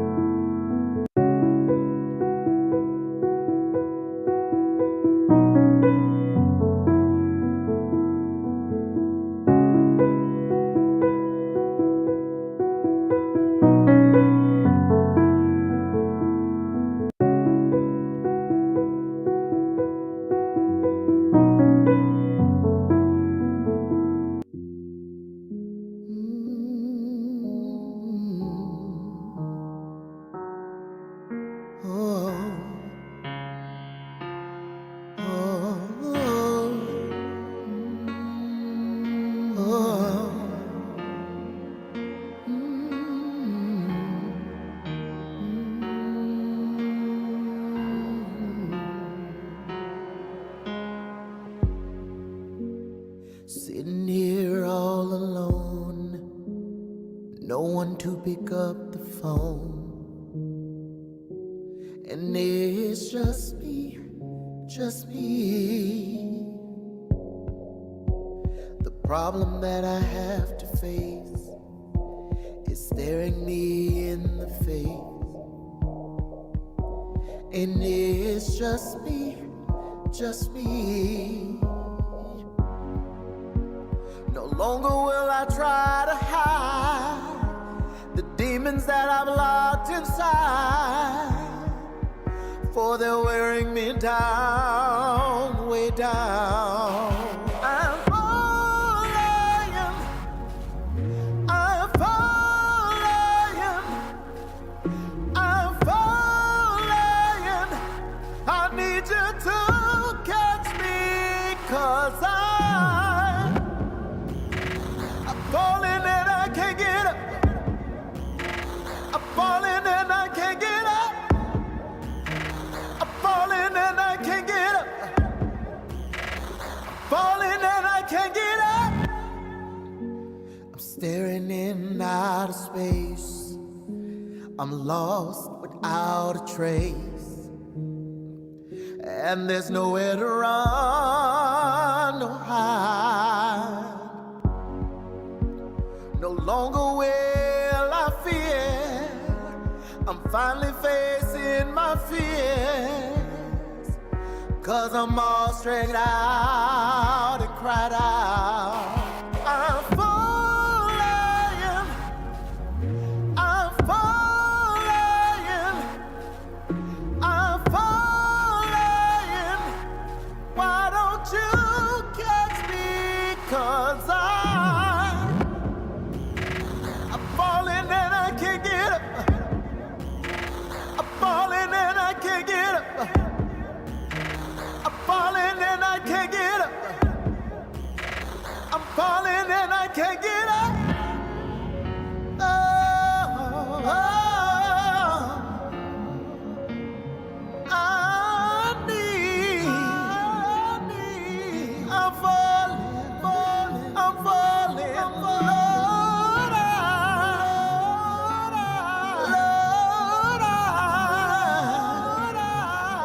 I need you, I need you, I need you. Oh, I'm falling, I'm falling, I'm falling. Why don't you catch me? 'Cause I'm falling and I can't get up. I'm falling and I can't get up. I'm falling and I can't get up. I'm falling and I can't get up. Knock and it shall be open. Seek and you shall find. Call his name, Jesus. Sing it now. Knock and it shall be open. Seek and you shall find. Jesus, Jesus, Jesus. Knock and it shall be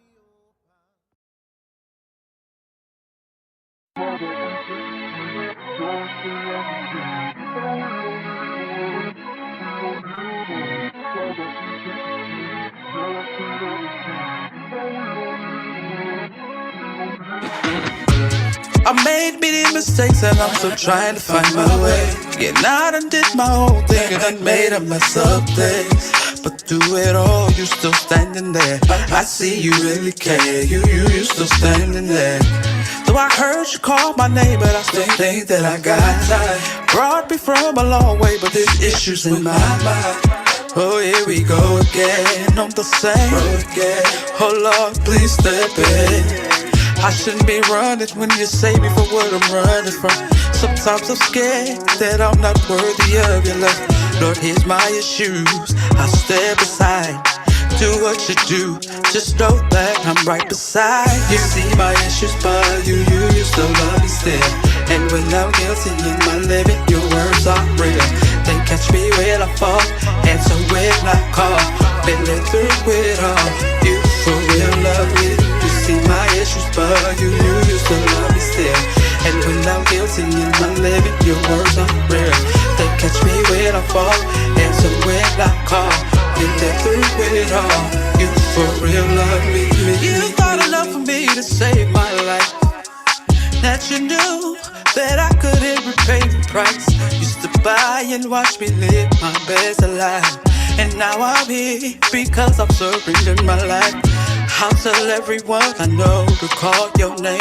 But when you show up, you come to bring about a change. That feeling you get when you call on your name. Somebody call your name. Jesus, Jesus.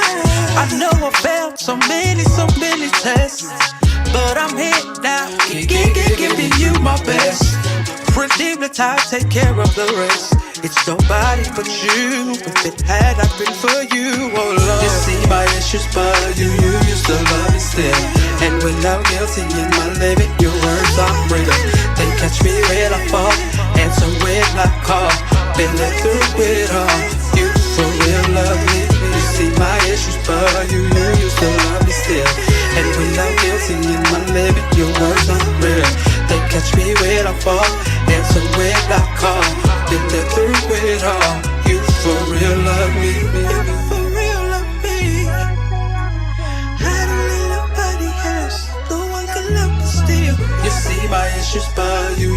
still love me still. And with no guilty in my living, your words are real. They catch me when I fall, answer when I call. Yeah, you do it all. You for real love me. You see my issues, but you still love me still. And with no guilty in my living, your words are real. Girl, come on over here, sit down by me. For what? Girl, you know Prophet Malachi? Yeah, girl, I heard some stuff. Girl, you ain't call me back. Attention, services the order. Who is them? Girl, shut up. Anybody have Shut a up. Stop. I do, Pastor. Oh, come on and testify, brother. Testify, prophet. I know Praise the Malachi Lord. now. Before I get started, I want to say that this ain't for. What? It's sick for the church folks that's deep. Forgive me. We all got a process. Pray for me. I know he ain't. Never forget where you used to be. Musicians, you got it. If it wasn't for God, there goes I me. know he ain't gonna sing that It's sick song. for the church folks that's deep. Sit him down, Pastor. Y'all got a process. Pray for me. What? Never forget where you used to be. If it wasn't for God, there I goes know he me. ain't gonna sing that song. But God, if it wasn't for God, that could be me. He got a point.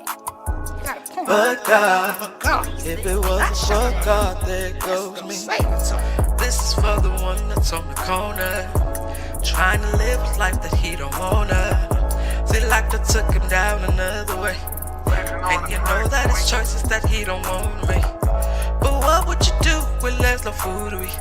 You watch your mother struggle just to provide to me. If God really loved him, will he leave him there? There was nights that he cried, but do you really care? Or can we take a look at it another way? He let you live just to see another day. So come unto him, he'll take your burdens away. Give it to him, he'll show you a different way. It's sick for the church folks that's deep. What? We all got a process, pray for me. I know he ain't. Never forget where you used to be. If it was for God, there goes me. I know he ain't gonna sing that It's sick song. for the church folks that's deep. We all got a process, pray for me. Never forget where you used to be. If it wasn't for God, there goes me. But God, if it wasn't for God, that could be me. But God, if it wasn't for God, there goes me. See, there was a girl that worked the streets. She was looking for someone to provide her needs. Abandoned soul at a young age. She was waiting for the day to be a kid again. See, she had dreams, but she was in too deep. Misplaced affection caused her to take her leaps. See, here is the drugs, that's where she's finding her love. It loves all the pain, but she is praying for change. But can we take a look at this another way? He's protected her from so many other things. But first you gotta choose to let God do what he do. He's waiting on you just to make you brand new. Go! It's sick for the church folks that's deep. We all got a process, pray for me. Never forget where you used to be. If it wasn't for God, there No, he goes ain't gonna sing that song. It's sick for the church folks that's deep. We all got a process, pray for me. Never forget where you used to be. If it wasn't for God, there goes me. Thank you, thank you. But God, if it wasn't for God, that could be me. You know, I can't believe Pastor. But God, What you complaining No, about let him now? sing that song. for God, there goes me. You know, he got a point. Got a point. We all come from somewhere. Yes, we do. But he ain't have to come in here and say it. Girl, stop. Got Prophet Malachi. He's so opinion. Come on, little man. Time to go. Why I always got to go with you? I don't want to go.